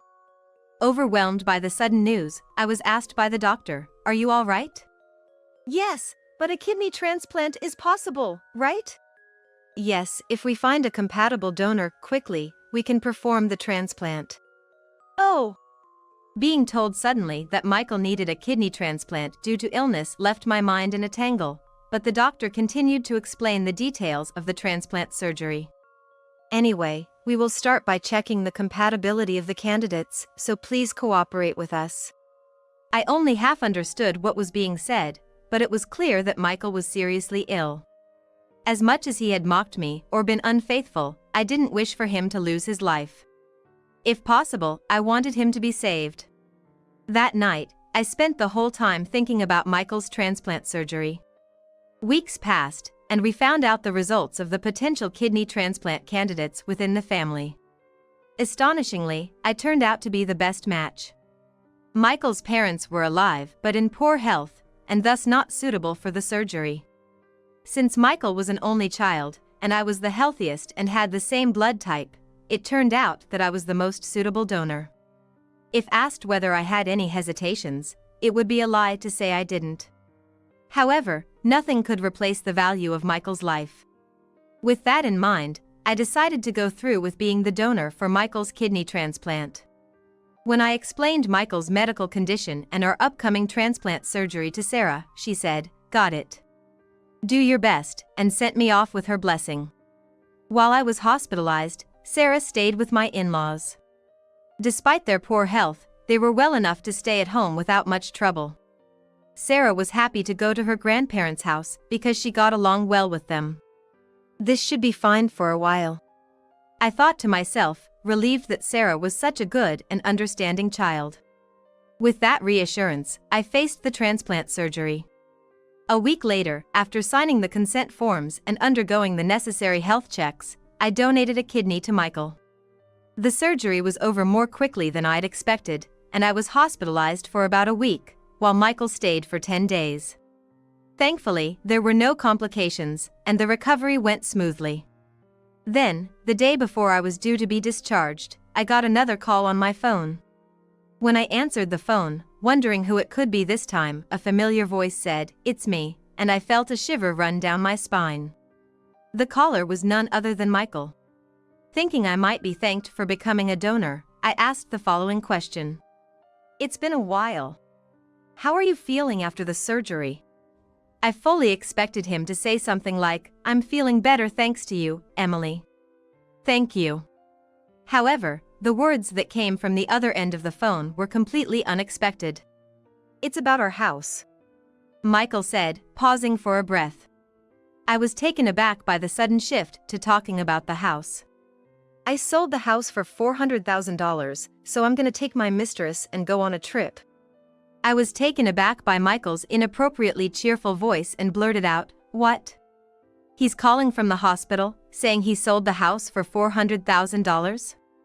What does he mean? That house is the precious one I inherited from my father.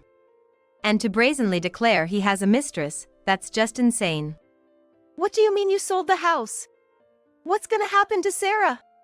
When I mentioned my daughter's name, Michael just scoffed and said, "I don't care. She's been getting on my nerves, acting all high and mighty. Of course, I'm leaving her behind." What a thing to say about his daughter. I was so angry and shocked at the news of him selling the house and running off with his mistress that I thought I might lose my mind. I've got to somehow stop Michael. He can't just sell the house and hand it over that fast. I've got to do something. Michael said, "I sold the house. I'm going on an overseas trip with my mistress, and then the call ended abruptly. With my mind in turmoil, I tried to make sense of what had happened. But no matter how much I thought about it, I couldn't believe that Michael had suddenly sold the house, especially while he was in the hospital. The shock worsened my condition, and my hospital stay was extended by a few days. In my distress, I felt helpless and lay on the bed, brooding over what to do next. I decided to call Sarah first. Without the house, Sarah and I would have nowhere to go. I was angry that Michael had so boldly declared he had a mistress, but what worried me most was Sarah. I called my in-laws home, and my mother-in-law answered. My mother-in-law quickly handed the phone over to Sarah. Hello, Sarah? I'm sorry, it looks like my hospital stay is going to be a bit longer. Are you okay? Aren't you feeling lonely? I heard Dad sold our house, so we don't have a place to go back to. Anxious about Sarah, I peppered her with questions in quick succession. Then Sarah responded with a bright voice. Mom, it's okay. I've taken care of it. What? Confused by Sarah's words about having taken care of it, I was left puzzled, tilting my head. See, Dad told me he asked his mistress to sell our house, but actually, Grandma and Grandpa. Sarah meticulously explained to me what had happened during my hospitalization. Listening to Sarah's story, I was very surprised. It was because an unexpected turn of events had unfolded without my knowledge. So don't worry, Mom. I'm fine. Thank you, I said, encouraged by Sarah's maturity, finally feeling a bit of peace settling in. Yet, if what Sarah was saying was true, I wondered what was happening with Michael and his mistress at this moment. I was curious, but I told myself that rest was more important now and allowed myself to fall asleep.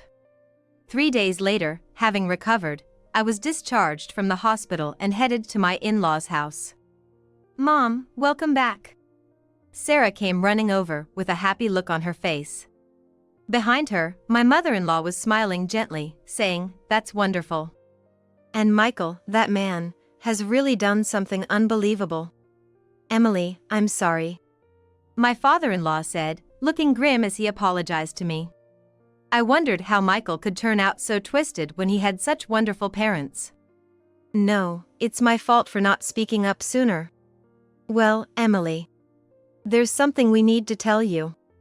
Yes, what is it? I sat down in front of my in-laws, with Sarah beside me, ready to listen to their story. I was surprised again by their tale, but my mother-in-law reassured me with firm encouragement, "We won't let Michael have his way." After the conversation, Sarah and I attempted to head home, but on the way, I saw a familiar man and an unknown woman arguing with a realtor in front of his office. There was no mistaking it, it was Michael. And the woman next to him was undoubtedly his mistress. Michael was in sweatpants, his hair a mess. The mistress was wearing a short skirt with only one high heel, and her face was bare. Come on, do something about this. How can the house not be sold? Yeah. What about my $400,000? As I've said, the buyer canceled the purchase last night, so there is no contract anymore. Why would they cancel, damn it? Michael was stomping his feet in anger, with his mistress screeching beside him, drawing shocked looks from people passing by. Sarah and I were also surprised, but realizing this was about us, we approached them. "What are you doing here?" I asked Michael unexpectedly, making him and his mistress gasp in surprise when they saw me. Oh, you. What are you doing here? Oh, I get it. You're the one who did it, right? You must have talked the buyer out of it. What? That's ridiculous. What are you even talking about? I was astonished by their baseless accusations and instinctively shielded Sarah behind me. Seeing the realtor's confusion, I stepped forward and said, "I'm his wife." The realtor replied with a dazed, "Oh. Are you kidding me with this cancellation? Because of this, we had to turn back right before boarding the plane, and now we can't buy a new house. And I still have debts from the money I spent on her." Michael was pointing at his mistress as he said this. I see. Finally, I understood what Michael was up to. Michael was trying to sell the house to pay off the debts from money he spent on his mistress and to buy a new place for the two of them to live. He knew very well it was the precious house I had inherited from my late father. How incredibly selfish. To think he would ignore Sarah and me, and even attempt to take away my most important asset is unbelievable. I was shaking with anger. Excuse me, but isn't it you who is being disrespectful? What are you doing showing up out of nowhere? You're talking back to me? You wouldn't even be able to eat if it weren't for me. Despite the critical situation, he was still spewing insults. Disgusted with Michael, I continued speaking. Do you really think you can sell my precious house without even discussing it with me? I'm the owner of that house. Did you forge the documents or something? And you've been bad-mouthing the buyer of the house, but do you realize that the people who were trying to buy it were your parents? Huh? What do you mean? Yes, what I had heard from Sarah over the phone while I was in the hospital was that my in-laws had pretended to buy my house as a strategy to discipline Michael. My in-laws had heard about all of Michael's misdeeds from Sarah and were furious, saying it was unbelievable that he would do such things to Emily and his good granddaughter. My in-laws believed Sarah over their son because of her inherent brightness and honest nature. I'll explain. Grandma and Grandpa knew about Dad and that woman, and they were really angry. I knew Dad was trying to sell the house, so I talked to them about it. That house is important because it's the one Mom's dad left to her, and they said it shouldn't be sold so easily. That's why they pretended to buy it before anyone else could. Sarah stepped forward and spoke confidently about the situation. What are you doing to me? Damn old man and woman. And you, sticking your noses in, shows what poor parenting you've had. Michael, desperate and defeated, let out a vulgar laugh. Sarah remained unfazed by Michael's attack. I, however, pulled out a piece of paper from my bag and thrust it under Michael's nose. I want a divorce. Seeing the divorce papers, Michael snorted and scoffed once again. Divorce? You said it. You're okay with divorcing? You think you can live without me? He seemed to think that as a homemaker, I would be lost without him. Perhaps that would have been true in the past. But now, I had a plan. Determined to shatter Michael's foolish assumptions, I opened my mouth to speak. You needn't worry. I'm going to receive a lifetime gift from your parents. What? A lifetime gift? What's that? Michael and his mistress looked bewildered. In fact, this morning, my in-laws said they had something to discuss with me, and it turned out to be about a lifetime gift. My in-laws were in poor health, uncertain when they might collapse. They expressed a wish to give me a part of their assets before it was too late. Naturally, I initially refused. I suggested that such a gift should go to Michael instead. However, my in-laws said, Emily, who has given us a lovely granddaughter, is more important to us than a son who can't even say thank you for an organ donation. With deep gratitude, I bowed my head and accepted the lifetime gift from my in-laws. It's your father and mother's decision. They said they wanted to give it to me, not you. Michael's face turned pale. And no wonder. The assets that should have been his were now going to his wife from whom he was getting divorced. That's dirty. That's not right. It's normal for a child to inherit their parents' assets. I'll talk to them now. If they won't listen, I'll take it to court. Michael glared at me with furious eyes, shouting. I sighed at Michael's shallow thinking. It's about time, isn't it? Perhaps it's time to deliver the final blow. Stepping forward and closing the distance to Michael, I locked eyes with him and unleashed my words. You're talking nonsense. This whole mess started because you belittled me and even took a mistress. It's your fault for spending all that money, right? Your parents made a completely justified decision. And do you even have the money to go to court? Even if you did, how do you think your past betrayals will look? Michael squeaked out as if he was squeezing out a scream. Seeing me looking furious up close, I could tell he was shaking. I'm sorry. I won't take it to court. Just forgive me. He was desperately apologizing, but it was too late. I glared at Michael again and delivered the final blow. For insulting Sarah and me, I'll be taking every penny of the compensation for emotional distress and child support. If you can't pay, I'll chase you to the ends of the earth to collect. Be ready for it." Michael and his mistress screamed and ran away. The realtor, who had seen everything, said to me with a posture as if his back gave out, "Thank you so much." No, I'm the one who should apologize for the trouble I've caused. Feeling uncomfortable staying there any longer, I took Sarah's hand and we headed home. "Mom, that was so cool. Thank you for standing up for me, Sarah." Even in such a situation, a smile was on Sarah's face. I vowed to myself to protect her for the rest of my life. Later on, I was able to divorce Michael without any issues. The long-suffering marriage ended so easily. It was anticlimactic. I even wondered why I had put up with everything until now. It seemed Michael really did pour money into his affair, and he had to borrow money from somewhere. His mistress left him, saying she couldn't be with such a poor man anymore.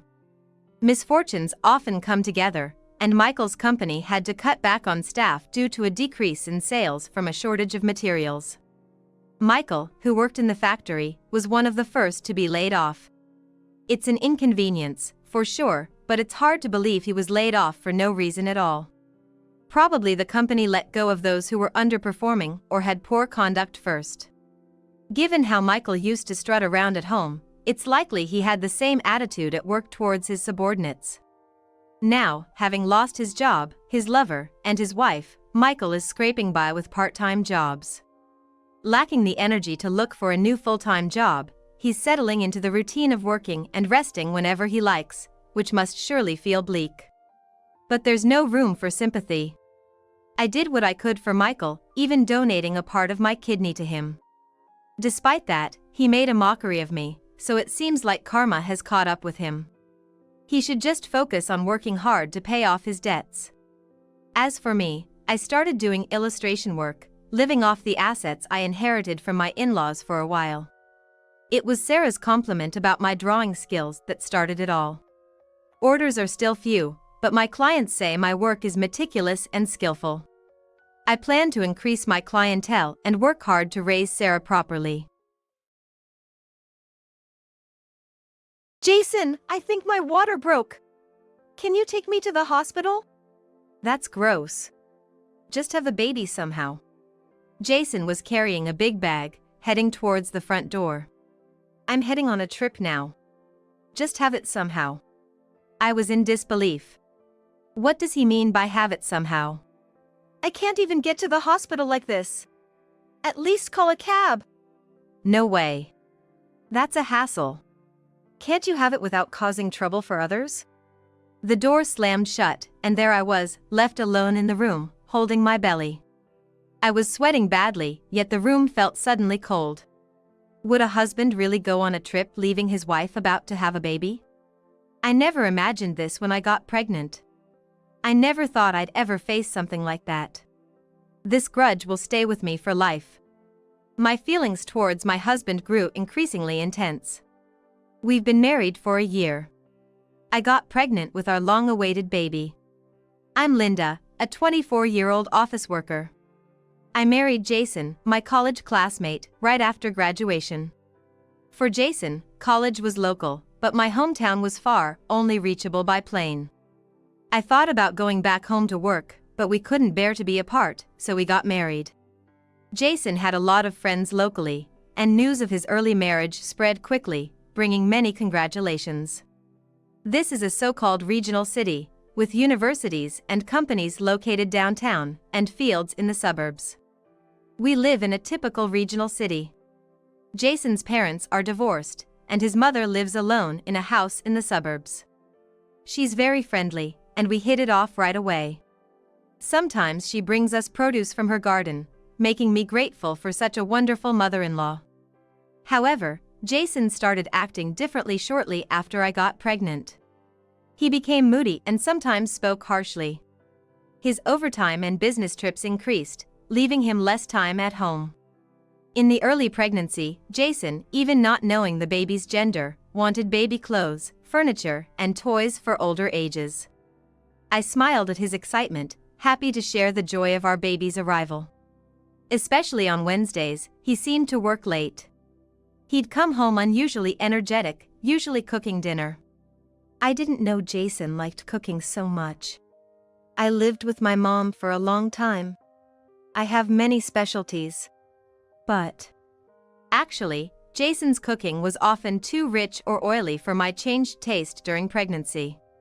You don't need to cook when you're tired. Let me do this much. Sorry, but I can't eat much these days. It'd be a waste if I couldn't eat what you made. I tried to refuse gently, but he slapped me. I couldn't believe what was happening.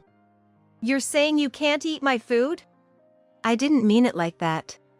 My body's just different because of the pregnancy. Always the pregnancy excuse. There are pregnant women at my work who still work and eat normally. I touched my still stinging cheek, choosing my words carefully. I had a lot to say back. But I didn't want to provoke him further. Being compared to other pregnant women was frustrating. Everyone's different. You keep buying spices and ingredients for cooking and wasting them. It's a waste of food expenses too. So it's all about money, huh? You're such a stingy woman. Jason clicked his tongue, taking all the food back to his room.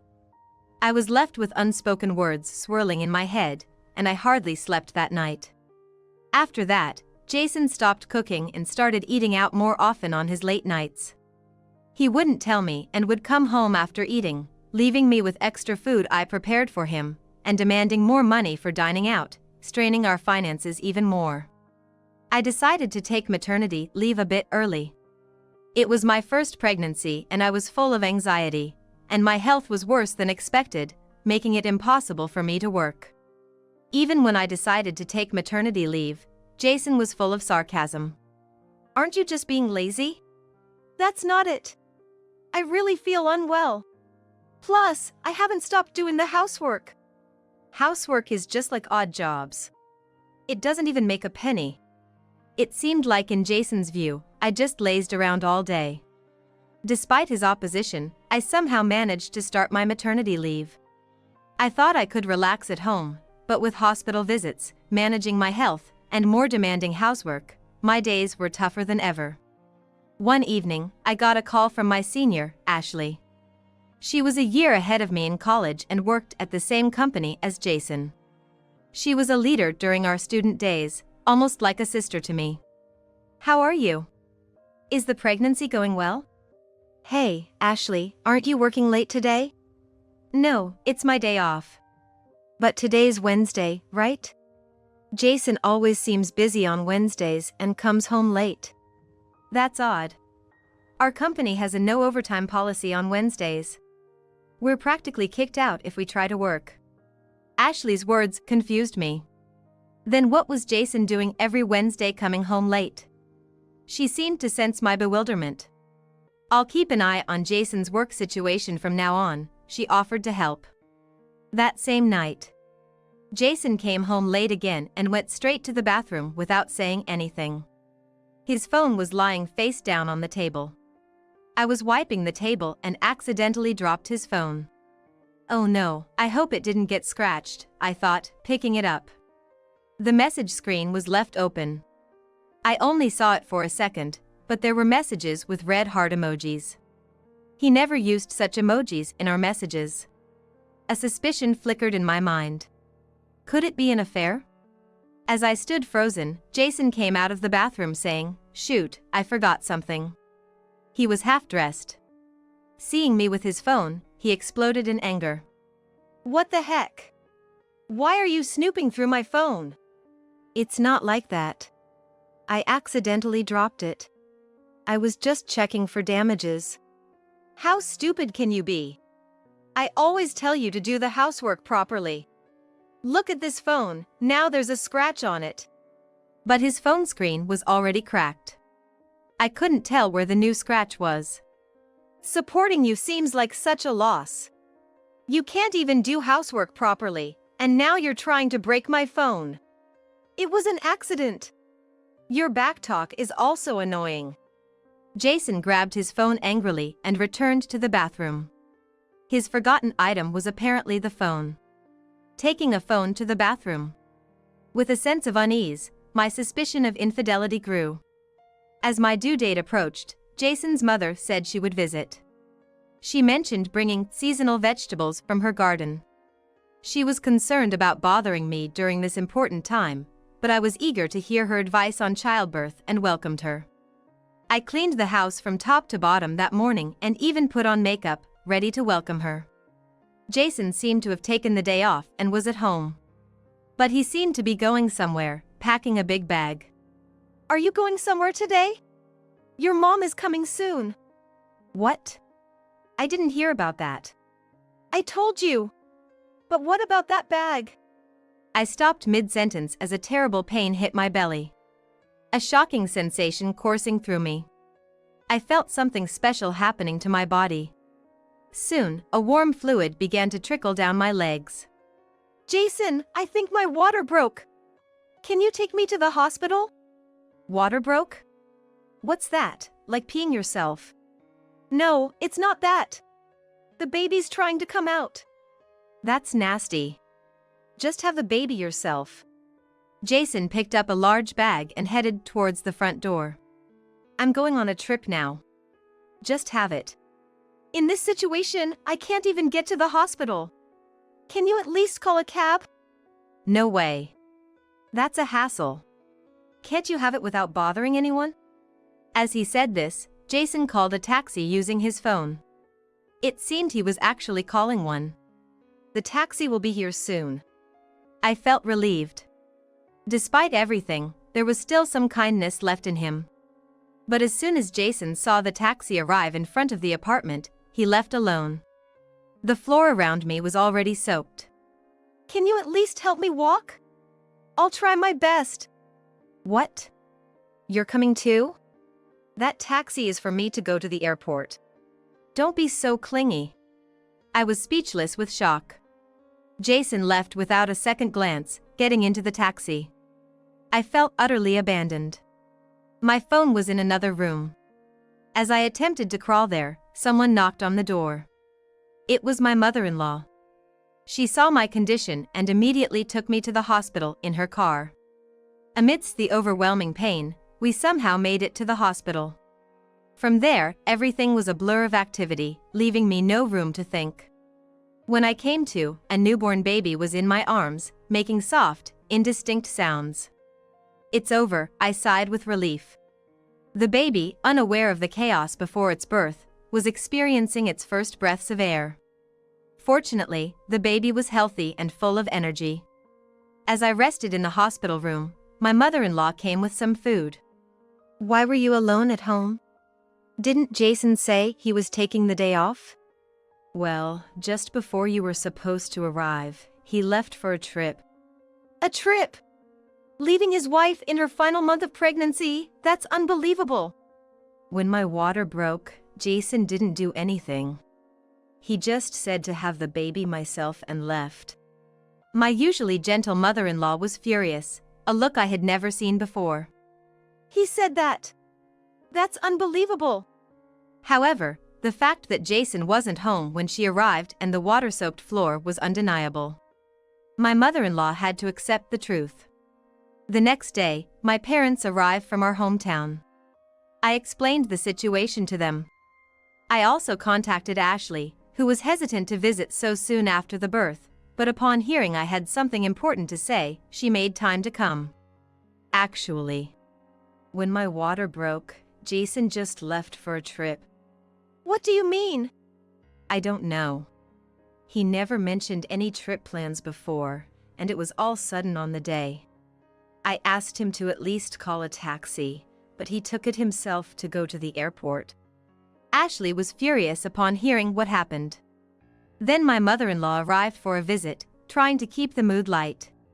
Linda, I hate to say this in front of your mother-in-law, but you should divorce him right away. I can't stop you. But doing it right now might be difficult. I feel awkward saying this in front of you. With that preamble, Ashley began to speak. Jason might be cheating. There's a woman named Emma in his department he's close to. Those two have taken leave together until tomorrow. Isn't that just speculation? Actually, I saw them walking hand in hand in the downtown area. And there's more evidence I can't reveal here, but it's significant. So, was Jason really having an affair? Was this trip with his mistress? No matter how much I doubted, after giving birth, I had no free time at all. Catching bits of sleep was all I could manage. When I muttered this, both my mother-in-law and Ashley's eyes sparkled. "We'll help you," they said in unison. I didn't want to stay in that house anymore. "I'll help with anything," they both offered, and I shared my thoughts. That's easy. Use my spare room. You can also stay at my place. Gratefully accepting their offer, I decided to live with my mother-in-law for a while after the birth.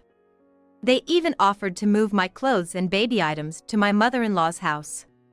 I felt bad, but I could hardly move out of bed. Even going to the bathroom alone was a struggle. I gladly accepted their kindness. My mother-in-law and Ashley kept visiting me. My mother-in-law seemed happy to see her grandchild every time she visited, never complaining. She even showed me pictures of my belongings. They were moved into her spacious room, which looked very comfortable. Ashley helped a lot with the move. I couldn't help but be grateful to them. One day, while talking with my mother-in-law in the hospital room, my phone rang. It was Jason. I hesitated to answer, but my mother-in-law silently shook her head. "I haven't even told Jason about the baby being born. Just ignore him. Let him figure things out on his own." My mother-in-law seemed to have given up on Jason far more than I had. The phone kept ringing. Thankfully, my room was private. I reluctantly answered in speaker mode. "I'm in the hospital room. I can't talk for long. I just got back from the trip. Why are all our things gone?" I've decided to live separately from you." "Did you enjoy your trip?" "Never mind that. Did the baby get born?" "The baby was born safely." Jason's loud voice came through the phone. "Why didn't you contact me right away? Don't mess with me, I'm the father." "I don't recognize you as a father after you left for a trip while I was in labor and being rough." "Don't be stupid. Who do you think provides for you?" My mother-in-law frowned beside me. Ignoring Jason's loud voice, I calmly retorted. "What are you doing at work, Jason? Having an affair?" "That's not true." His voice became low. "Someone said they saw you walking downtown with a woman named Emma.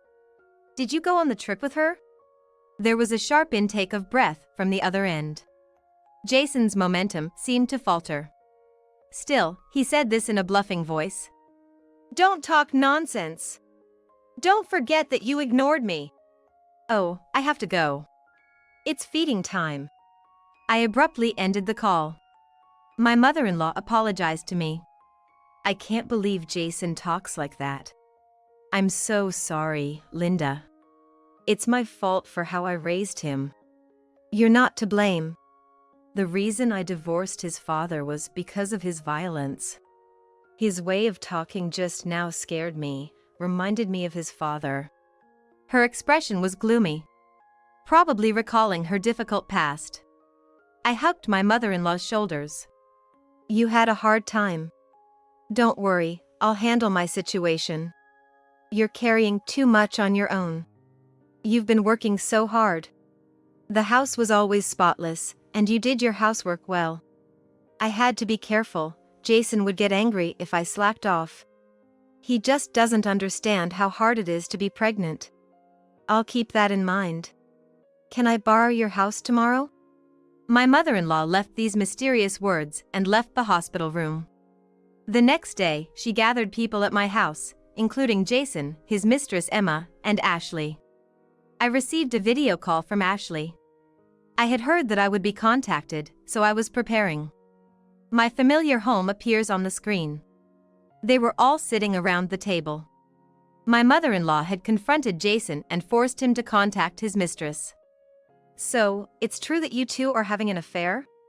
"Don't call it an affair, and besides..." Jason stuttered for a while, then started muttering. What can I do? Linda got pregnant, and I couldn't touch her anymore. Ashley spat out, that's despicable.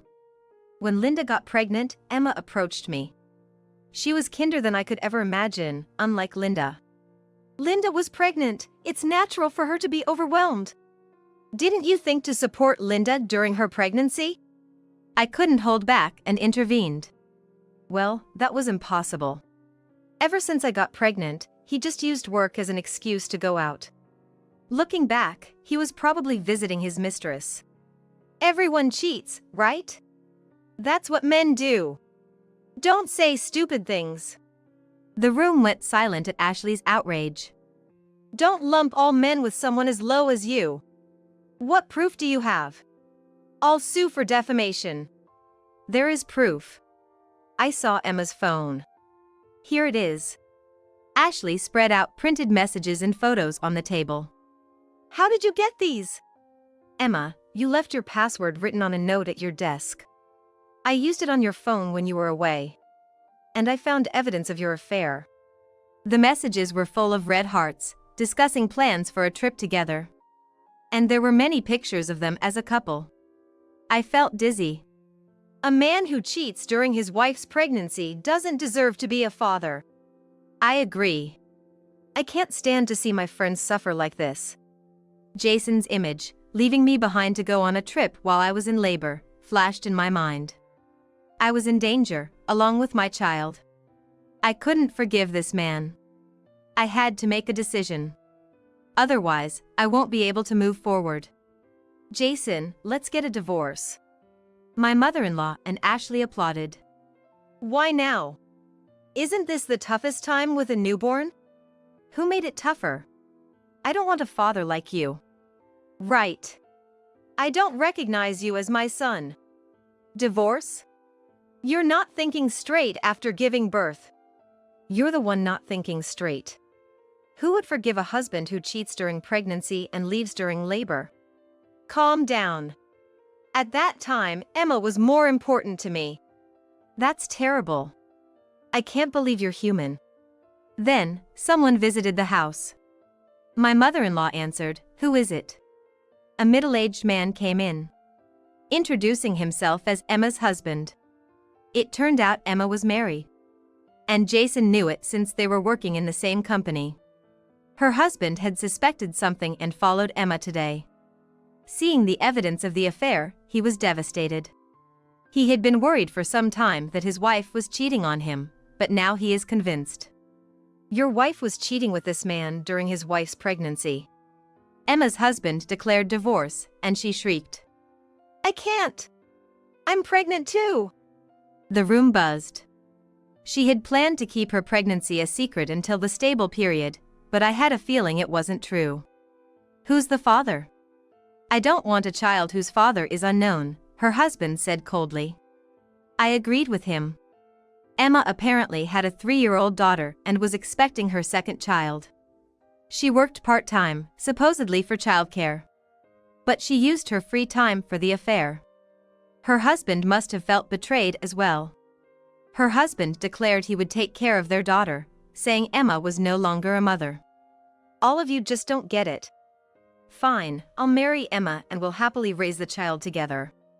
Jason boldly declared this, but a green document was subtly handed to him. Emma's husband had apparently brought divorce papers. It was with a lawyer's contact. Jason reached for the divorce papers, but they were swiftly pulled back. Then came the resounding words, "Let's talk about child support and division of property." Why should I pay them? I'll need money for the baby that's coming. I need money too. You're planning to leave your child and go to another woman, right? I'll definitely claim them. My mother-in-law nodded in agreement. Jason slammed his fist on the table. It's all your fault for getting pregnant. I still wanted to have fun. How can you say that? Have you ever thought about the baby? Tears welled up in my eyes. But my mother-in-law's words brought me back to reality. Don't just say things that suit you. Clean up your own mess. Come on, Mom, help me out here. I refuse. Didn't I say you're not my son anymore? After much argument, it was decided that I would demand child support from Jason. Emma's husband planned to do the same. Thanks to Emma's husband, we were able to contact the lawyer on the spot. My mother-in-law and Ashley agreed to be witnesses. They would bring the papers to the hospital room later. After finishing breastfeeding, I waited in the room until they arrived. I signed the papers to start divorce process and handed them to my mother-in-law. I felt a sense of relief, having accomplished a big task.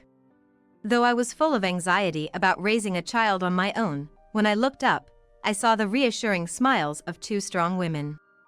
I had one request for Ashley. She promptly fulfilled it. I asked her to spread the word about Jason's actions throughout the company. In this small city, where relationships among acquaintances are strong, strange rumors can be damaging. While I worked at a different company and wasn't originally from this area, rumors wouldn't affect me much. My mother-in-law promised to block any information that might come my way. The effect was immediate. Linda, I spread the rumor. Our company values integrity. If there are odd rumors, you can't work properly. Thank you. I'm sorry for asking you to do something so strange. That's okay, those two had poor performance anyway. Now, they won't get any important tasks, and nobody at the company talks to them anymore. They're also from this area, so their friends know about it too. They had many friends locally, but everyone distanced themselves. Losing both their jobs and friends, they had nothing to rely on. Emma's husband decided to live with the first child, and the child wouldn't warm up to her during visits. Jason and Emma left the company, but finding new jobs was difficult as they had acquaintances everywhere. Now, Jason had moved out of our shared apartment and was living in a small place with Emma. According to my mother-in-law, who heard from neighbors, they constantly argued. It seemed fine while they were dating, but living together was another story. Considering child support and the care for the upcoming baby, they couldn't easily separate. I decided to stay with my mother-in-law during my maternity leave. Taking care of my grandchild is wonderful. It reminds me of when I was raising kids, and it makes me feel young again. She happily took care of the baby. During my leave, I helped in her garden whenever I had free time. It wasn't an obligation, but being outside under the blue sky was a good change of pace. Though I ended up living in this area by chance, I was beginning to appreciate the beauty of living surrounded by nature. Now, I returned to work. After moving and getting accustomed to life in a new home with my child, I feel hopeful about starting anew. My mother-in-law assures me, "Come over anytime. I'll help you." Filled with hope for my new life, I'm ready to embrace the future.